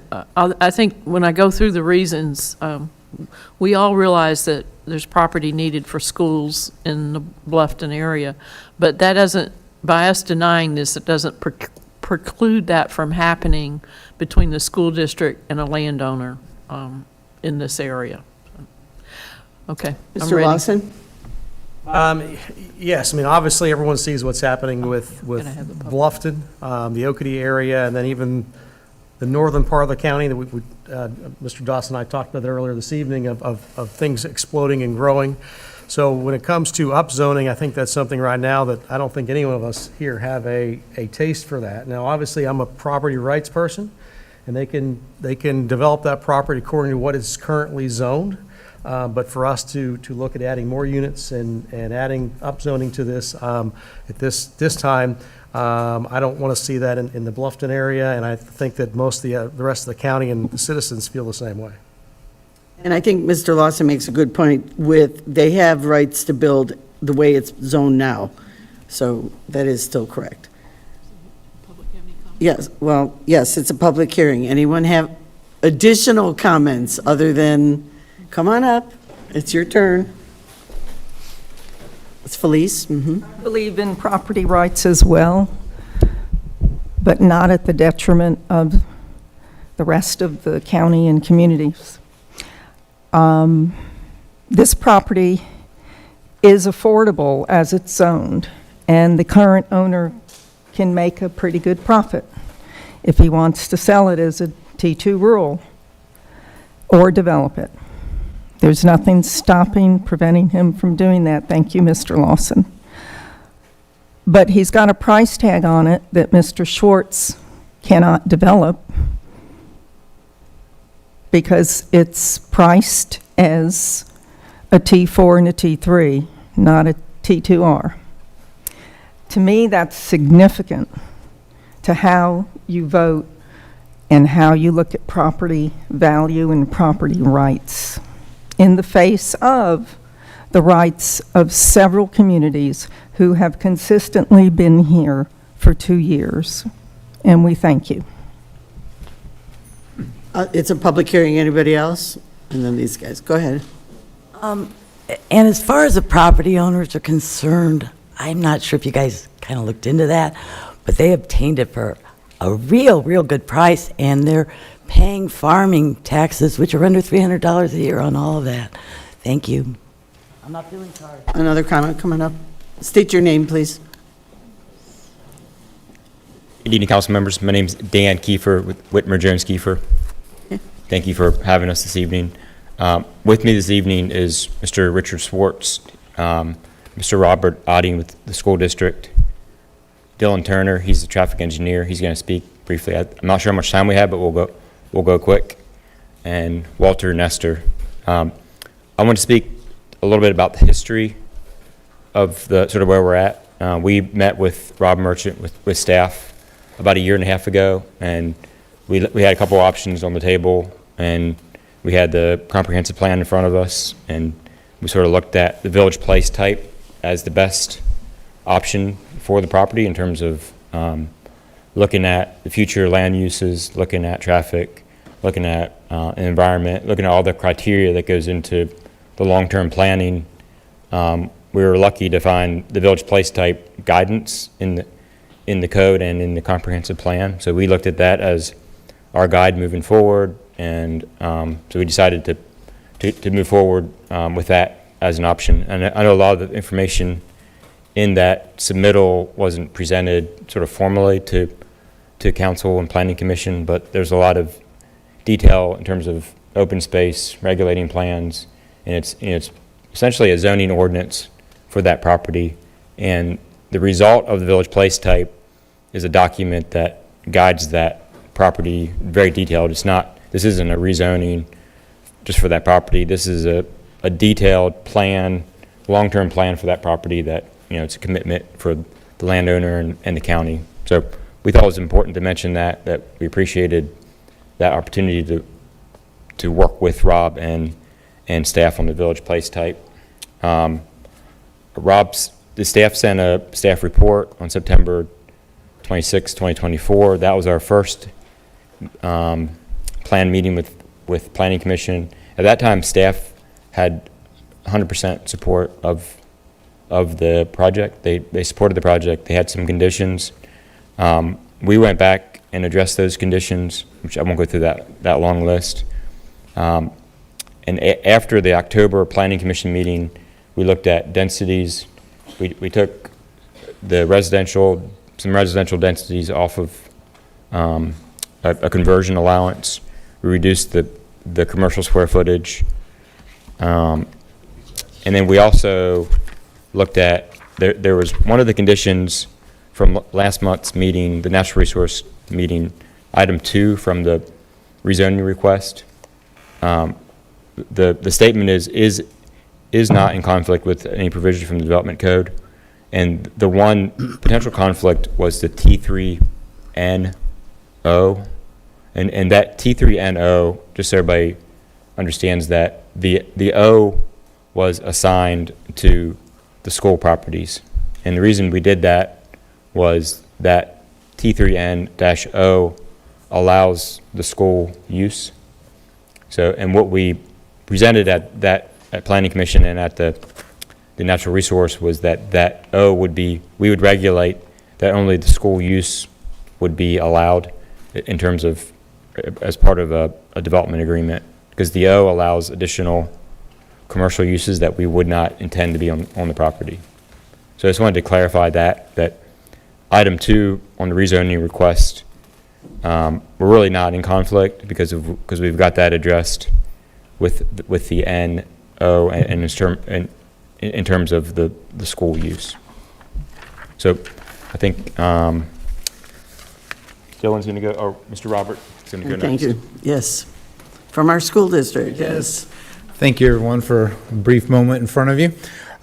Just to let you know, the school district's interest here, of course, we have a property on 170, as y'all spoke of earlier, that due to its size and other conditions has little use for us, or we do not have a plan for it at this time.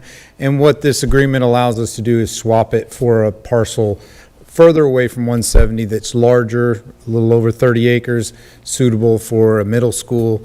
And so that would be what we'd look for. The other side of it as well is that the zoning is for the existing school because the existing zoning would not allow the school there as it is. So that's just to clear that up. As that school was developed early on in the 2000s for this kind of the neighborhoods to come around it, and that seems to be happening at this time. It's just the school got there first. So just wanted to take some time and let you know why the school district is involved with this. So thank you. Appreciate it.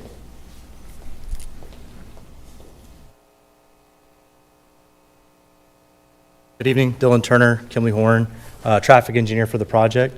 Just want to give you a little bit of a traffic overbrief and briefing on this one. So this site and the developer for this site has the opportunity to team with Beaufort County on the widening of Cherry Point. So there's a few different things. So first, the developer will go in and widen Cherry Point, so it's not even waiting for the future development of the middle school. It's actually helping the existing middle school that's there. Where those queues back out onto Cherry Point Road and onto 170, creating a pretty dangerous condition. And this development will be widening Cherry Point to have an additional receiving lane on Cherry Point to help with that morning queue and afternoon queue of the pickup and drop off of the school. Other things is the development is going to be able to provide capacity improvements up front. So are there failing intersections? There are, but one of the intersections that this development looks at takes it from an F to an E, so we're making improvements. Another intersection that's failing, Cherry Point at 170, in the no build, so that's without this development. It's with development in the area, it fails, but with the improvement suggested, it takes over 40 seconds of delay away from the intersection. So while there is a lack of capacity on 170 now, if nothing is done, this development's coming in and improving conditions. Another thing that I'll say too, the Riverwalk signal, that's on the 170 corridor plan. That was denied recently, but could come back up at some point. So this development will be putting in the infrastructure, which then would be saving the county money on that plan, because they would be putting in the signal that's on that future plan that's not there now. So a lot of infrastructure is going in with this development. Honestly, it's in the millions of infrastructure that could be going in that this development would be taking on. With the widening of road, traffic signal improvements, widening of 170 for turn lanes, new traffic signals. So there's quite a bit of development that's going in, infrastructure development going in to help with those traffic issues. So the concern that I think that we share is if nothing is done on 170, that those conditions would be worse than without the development, which I know sounds kind of crazy, but with the turn lanes and improvements and additional signals that this development will be adding in, the widening of Cherry Point, there's actually a capacity improvement with it. But with that takes quite a bit of money up front from the developer, and they're partnering with Beaufort County and the school district as well on that. Another thing that we've heard from the public tonight is the traffic on 170, the traffic on 170. This development has the potential to take traffic away from 170. No longer do you have to turn to go north towards Beaufort to the new Publix there, or south, to go to the grocery store in Bluffton.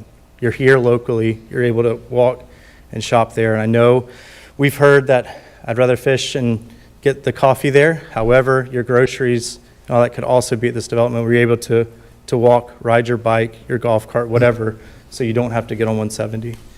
So there are those opportunities that we'd like for y'all to consider, that this also has the development potential to take traffic away and off of 170 as well.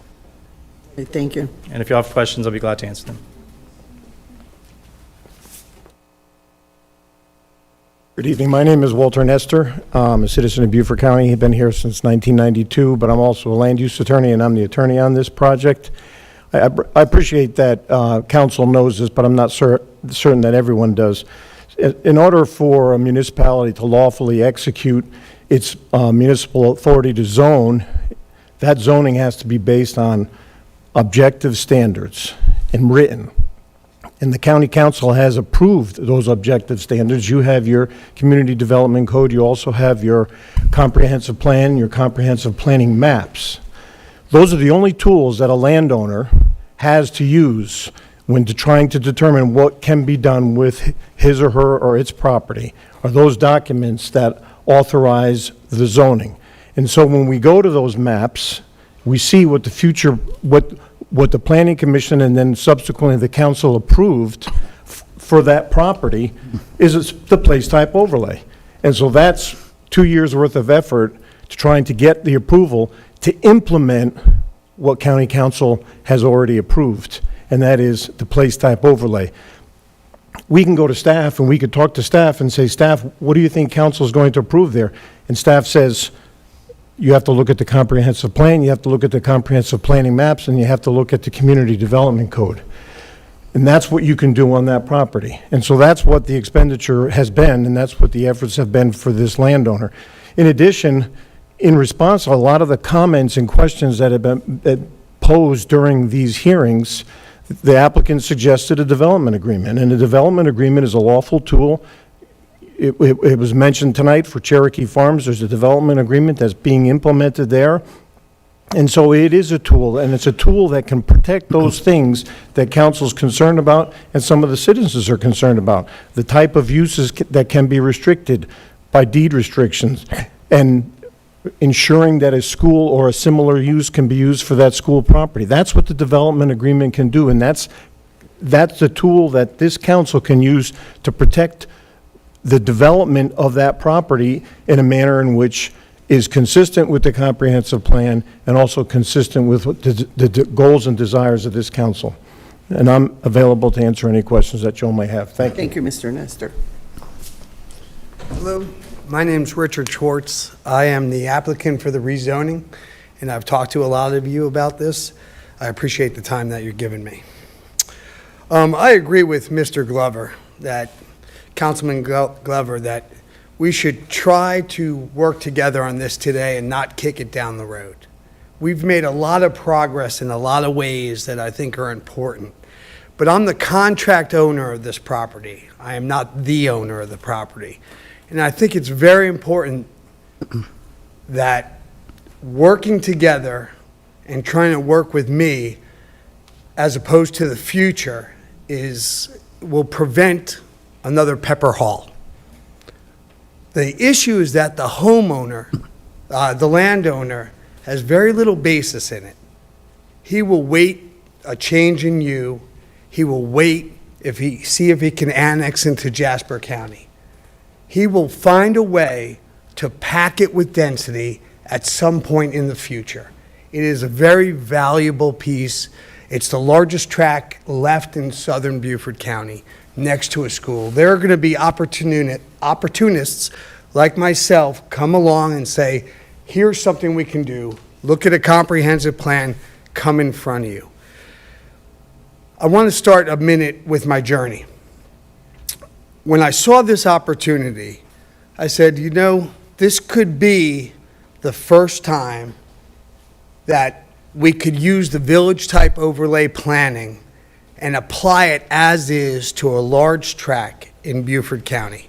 I know the one that came before you failed or didn't go through. It was a staff-approved 417-unit presentation that was put in front of you, and you didn't like it. It missed by one vote. I looked at it and thought, well, I'm very flexible. I understand my whole career. I've worked with both sides to progress things. I think I can get this done. I can work between the county and make sure. First thing I did was take that plan to the homeowners. And we met at Felisa's house, and both sides were there. And I said, hey, here's a pretty good plan. You know, it meets the overlay district. It meets everything that you want. Why don't you like it? And they said, well, we hate the density. We hate everything about it. I said, okay, well, that's going to be some trouble. So I came a second time, and I brought some advocates about how traffic's going to be improved. Everyone's concerned about the traffic on 170. We reduced the density on the plan. We changed a few things. And again, too much density, too much traffic. Came a third time, but before I did that, I went and talked to the school district. And I said to the school district, how about a swap here? Or how can we work something out? And they took over 40% of the land, of the nicest part of the land, but next to the residence by the river. And this is a great solution, I thought. We're meeting. The people by the river are going to have open space till they build a middle school or a childhood development center. We're reducing everything. And then I asked the residents, what else can we do for you? At some point, we had some good support for this project, even though today they were up here and other meetings they were up here telling you. And they asked for a bunch of restrictions, which we said, sure. They said, we want density, get it down. We brought it to 258 multifamily apartments. The zoning we're asking for allows something like 564 if it were to be upzoned. So we brought it down to 258. They said, we don't want any residences there, only multifamily. We said, okay.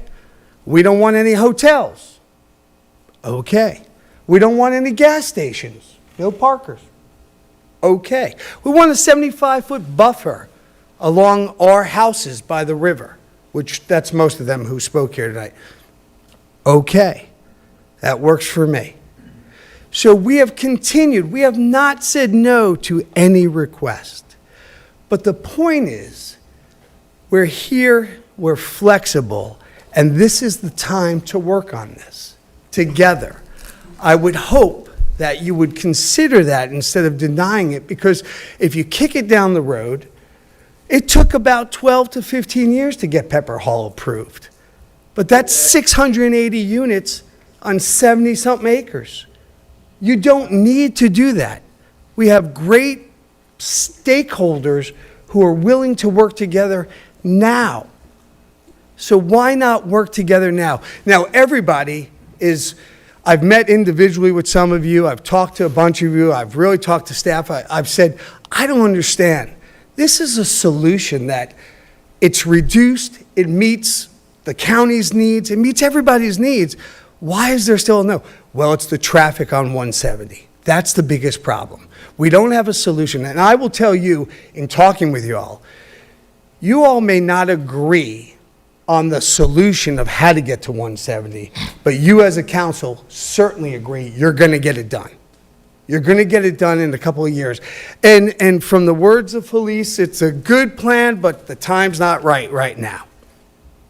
It is a good plan because it doesn't maximize anything. I said wrong place. Wrong place, thanks. It doesn't maximize anything. It takes everything in moderation, which is very important, that shows we're working together to get this done. I would like to add a contingency to this proposal.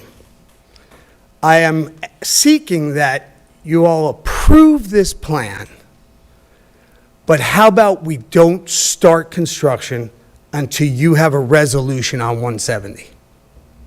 So that way we know what we have in place and someone hasn't asked for anything extreme and we can keep working together.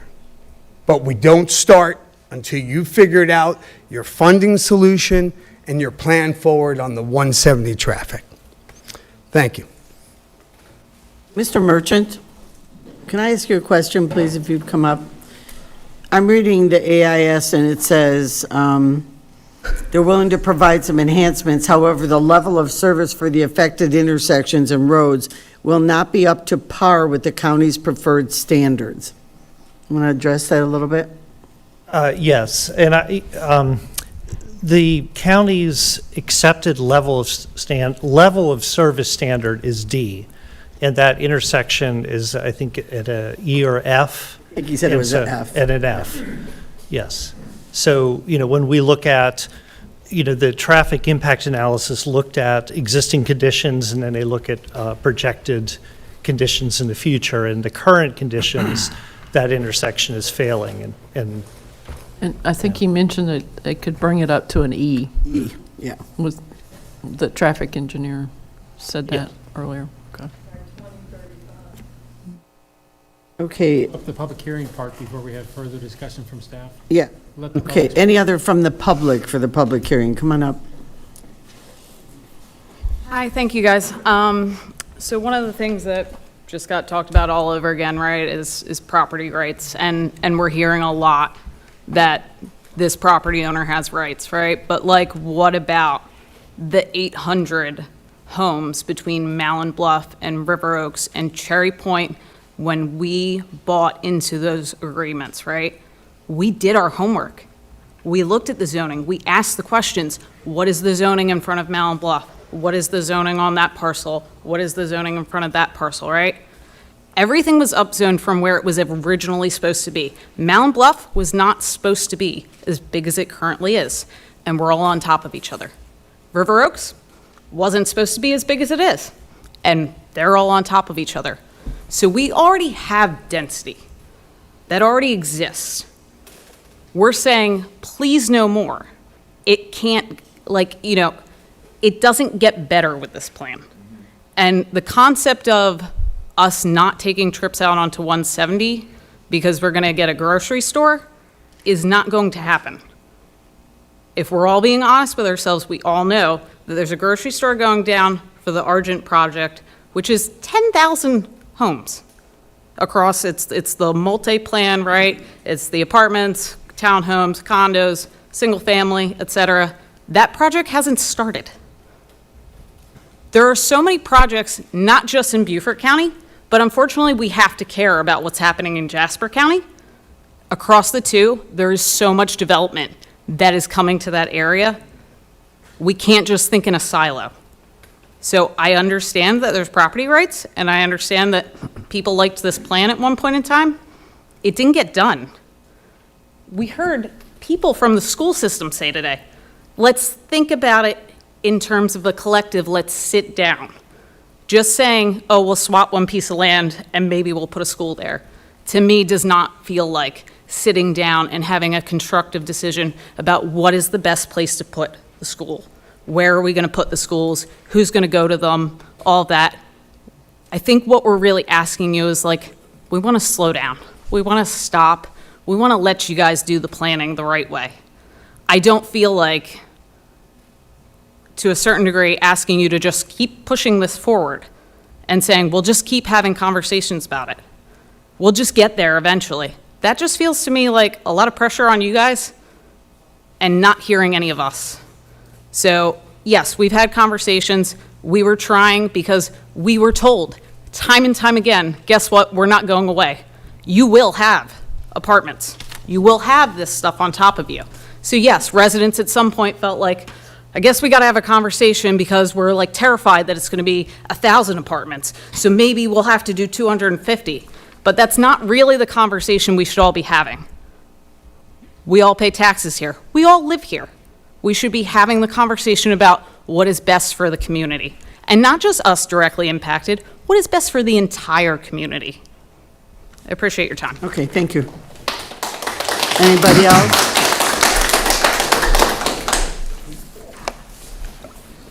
Thank you for the chance to speak again. Along with winging it, I like idioms. So the village type overlay is like a hammer. And when you're using a hammer, everything looks like a nail. So I think as per the comprehensive plan, in our area of Oakey, the comprehensive plan states that this should remain rural. That is the target of the comprehensive plan. There is a carve out to use the village type overlay if applicable and if it meets the needs of the community. I believe that's what we've been discussing, is that it does not meet the needs of our community. I did also have some conversations with Mr. Swartz about some of the restrictions, the development agreement, and I made it very clear the multiple times we had discussed it that those were our non-starter issues. Those were the beginnings to have a legitimate conversation about what would work for that area, what could work for that area, to do the due diligence, to do the proper planning, to make sure that this project delivers on what is being promised. I hear conversations about grocery stores. I hear conversations about coffee. You go take a look at some of the other commercial spaces being developed. It's kind of a mixed bag of what commercial space you get. Unfortunately, because this is still in the planning stage, and I talked to Mr. Swartz about this as well, it is really up in the air of what is going to go in there. We have some commitments on commercial square footage. We've got some commitments on apartment density. We've got a soft commitment for the school, and I know we've had the school board, I forgot his name, but we had comments on a middle school could be here, an early development center, learning center could be here. There's no commitment. There's no confirmation of what's going to be here. This is a land swap for a valuable piece of land that the school board may or may not use, and I'm all for land banking. I think it's a smart move. I really do.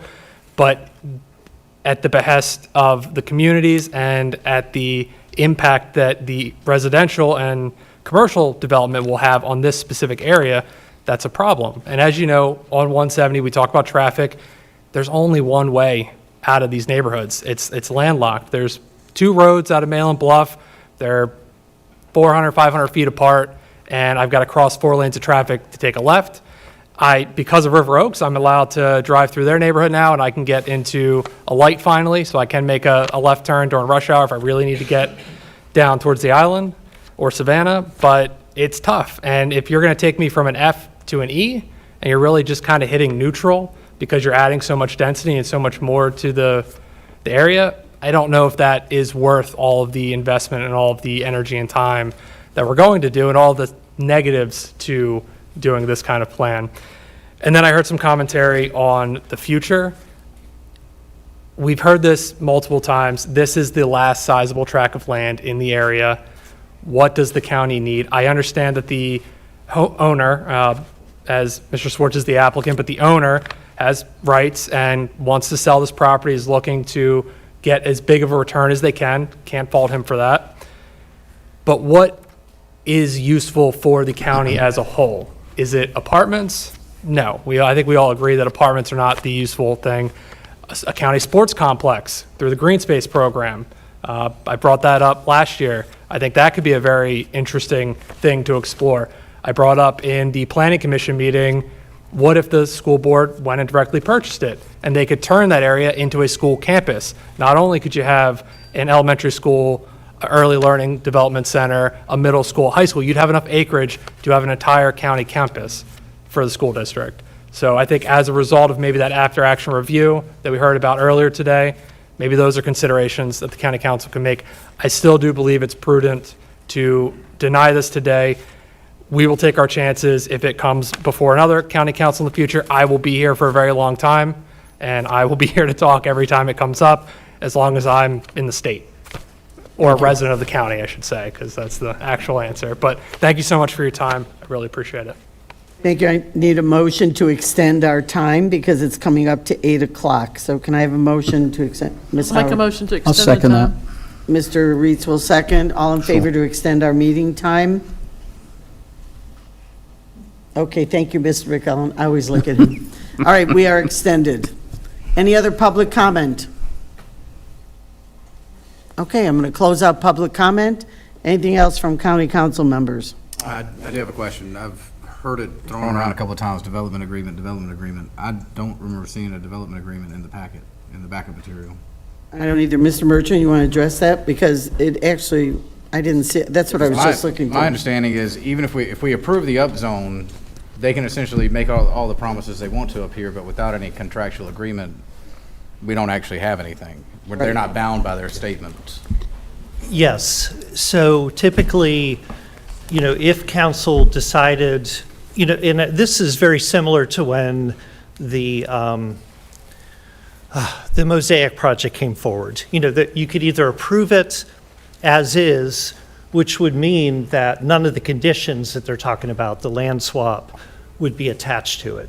The second would be to approve with conditions, and then that would kind of activate council to work with the developer on a development agreement and outline those, the land swap and the other issues that the applicant has brought up, and council would work and negotiate those. The third would be to deny it outright. So it's very similar kind of decision tree as the last rezoning that came forward. I guess I just can't say yes and then go figure it out. Right. Like, I would need to read the contract before I said yes. Yeah, and typically the development agreement, and so after first reading, the development agreement and the rezoning would go on two parallel tracks, and the two would be approved at third and final reading. So you're sort of approving it would be approving the upzoning at the same time with the development agreement to make sure that the conditions were in place with the upzoning. And that's how it typically occurs with the development agreement. So. It just seems completely backwards. Yeah, it makes no Yeah, sense. so maybe I could help. The reason it's not in the backup, it is between county council and the developer as a contract for what you're going to get on that property. So if Do we have one or a draft of one? So that conversation is not something that staff is part of. That is something that county attorneys, your attorney, and the developer works through as a contract, just like we do all other contracts, right? What you have before you is a request for an upzoning. The development agreement would be something separate to that request. And what that does is it guarantees the outcome. So if you upzone a piece of property, whatever is allowed in that upzone district is allowed, period. If you couple that with a development agreement, you start limiting the outcome for that property specific to that site. So it's not that you're moving forward and not, you're getting the answer later, and they're two totally separate things. I don't see them as separate. I think the approval of the upzone is tied to any of the development agreement and the conditions placed on it. So, right, I guess the point I'm trying to I make get is what in you're South saying, Carolina, but- you cannot do conditional upzonings. You can't say, we'll upzone it if only. You have to say, we will upzone it, but we will enter into a contract for the use of that property, So it's the same thing. but it's not the same thing.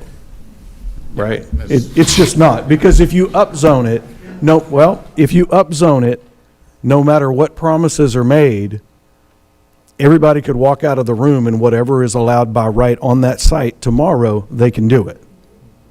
So that's the reason the development agreement is what it is. So if county council wanted to enter into a development agreement or entertain that, you're more than welcome to do that, and Brian can speak to that process if you'd like him to do that. But I just wanted to explain why it's not in the backup. No, I appreciate that. Sure. It just seems like a really backwards process. No, we don't start the negotiation unless we believe that there's intent on council to agree to an upzoning. And in this indication, from the Natural Resources Committee, there is no indication that council was going to entertain an upzoning. So it's a waste of staff's time to start to negotiate for something that's not going to occur. Now, if there's a vote in favor of upzoning, then we would slow down this and we'd start the negotiation with their attorney and the developer and work out terms to see if we could reach terms that would be agreeable to council that they agree to. But there's no sense doing that unless and until there's a indication of council that we would proceed with that. So we have to get an indication that it's worth our effort before we would negotiate something to bring it to you. Otherwise, we're negotiating with no understanding of what council wants. Nope. Public comments over. No public comments over. Bryan County Council comment. Anybody else on council? Question, Just one Mr. here. Reeds? Yeah. Wow. We've been at this for quite a while, and the first thing I want to do is thank everybody again for the input. Mr. Schwartz, I was one of the people on council you met with. I appreciate and applaud the work you put into it, but I just want to bring everybody back to the basics. When we were elected, our first charter is to represent the people. I haven't seen one person here. Development agreement, I could see why it would come after if there is an approval. I get that. But I haven't seen one person other than your group want this. So I got to tell you, I think we go back to basics. We've got to start doing what the people want. And that's...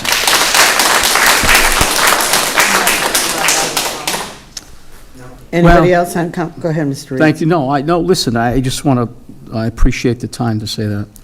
Anybody else on council? Question or comment? Mr. McEllen? No, Okay. no, I've already said my piece, thank you. Thank you. All right, there's no further question. The motion is to deny ordinance 2025/18, and Ms. Howard's going to give the reasons to support the denial. That's the motion on the floor. I move that we deny the request for rezoning for the following reasons. It is in conflict with the provisions of the Development Code and our code of ordinances. And the second reason is it would not result in development that is adequately served by public facilities such as streets, potable water, sewer, stormwater management, solid waste collection and disposal, schools, parks, police, fire, and emergency medical facilities. All right, those are the reasons to deny the ordinance. All right, all in I would favor just draw of... council's attention to the comments that Ms. DeFelice made as well, that you consider standard 1 and standard 8. It's for council to agree or not, just so you've given that some thought. You want me to read those? It's only if you agree with what she said. If you agree with them. You should read them. I'll go ahead and read them. You said 1 and 8? Okay. 1 is consistent with the goals and policies of the Comprehensive Code and purposes of the Development Code. It's not And number 8 consistent. is would not result in an adverse impact on the natural environment, water, air, noise, stormwater management, wildlife, vegetation, wetlands, and the natural functionings of the environment. Her comment was that it would. That it would It would. impact. Okay, so if we said it would result in adverse impact on the natural environment, water, air, noise, stormwater management, wildlife, vegetation, wetlands, and the natural functioning of the environment. I think number 8 would be, it would result in an adverse impact. I understand that you're using criteria 1, 2, 8, and 9 to deny this zoning. Well, 1 is a positive instead of is not. I'm not sure I agree. Sorry. Yeah, I'm not sure, I don't agree with Felice on number 1. So it would be number 2, 8, and 9. All right, so the motion on the floor is to deny ordinance 2025/18 for the reasons Ms. Howard stated. Everyone understand the motion? Second on her criteria. Yep. A second for the criteria Ms. Howard listed. I'll second that. All right, Mr. Reitz made the second. All right, all in favor to deny this ordinance, raise your hand. Okay, the ordinance is denied. Thank you. Close the vote. Close the vote. Close the count. Okay, we're going to resolutions. It's on you. So if anyone wants to stay for the, we've got 2 resolutions to talk about tonight. Made it this far. You might want to hang with us. It a won't little take more. long. Oh, yeah, let's get Paula back in here, Paula Brown. Oh, that's right, let her come back. Where is she? If anyone No, cares we're to just- leave while we're waiting for Ms. Brown to come back, you're welcome to. Thank you for coming tonight. Makes no sense. No break. Makes no sense to me. Well, once you've been around for a while, you'll get the hang of it. I don't know, it seemed weird to me too. What did Gerald say? He said,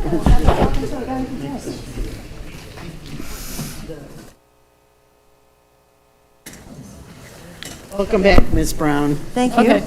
All right, we are back on resolutions, which is 2025-12, a resolution authorizing the county administrator to accept a National Coastal Resilience Fund grant award from the National Fish and Wildlife Foundation. Can I have a motion to approve this resolution, or to discuss it? I'll be glad to, Madam Chairman. All right, motion by Councilman Glover, a second. I'll second it. Any discussion, questions? Why wouldn't we? And we will be matching this with in-house work by our staff.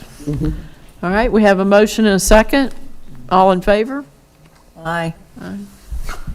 Anyone opposed? No, none opposed. All right, number 20 on the agenda, Resolution 2025-16. This is a resolution recognizing April 2025 as the Fair Housing Month. Do I have a motion?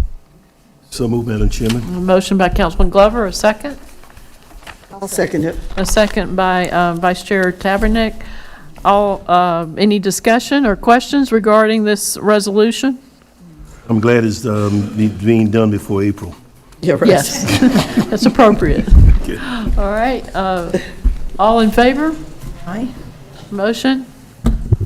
All right, that is approved, recognizing April is 2025 Fair Housing Month. All right, anything else for council last minute? One last minute thing, South Carolina Association of Counties summer meeting. We need to let our staff know if you plan on attending. Isle of Palms. I did, Okay. yeah. Okay. August, first week of August. First week of August. All right. Thank y'all for coming and Madam staying until Chairman, the before end. we, Oh, you before we want, yes, adjourn, sir? just quickly, are we planning on having the Housing Trust to present to us during the housing? April 7th. I'll go to Good. our April 7th, yeah. our chairman of community Yeah, services I believe we made the request for them to be added. on April Yeah, I 7th, believe your so. meeting? So it'd be- Chairman, they've agreed to be there on the 7th, Okay. so they'll be Just to there. reiterate, though, Mr. McEllen is the liaison to the Beaufort Housing Trust Fund. So that's his liaison responsibility. And community services is the committee that it goes to. It goes through. Right. Yeah, I've had that conversation with the chair of Community Services, and he and I have agreed that he will attempt to get that on the agenda for the April 7th meeting. You'll take care of that. Thank you. Adjourned. Thank you. Own it. Own it, man.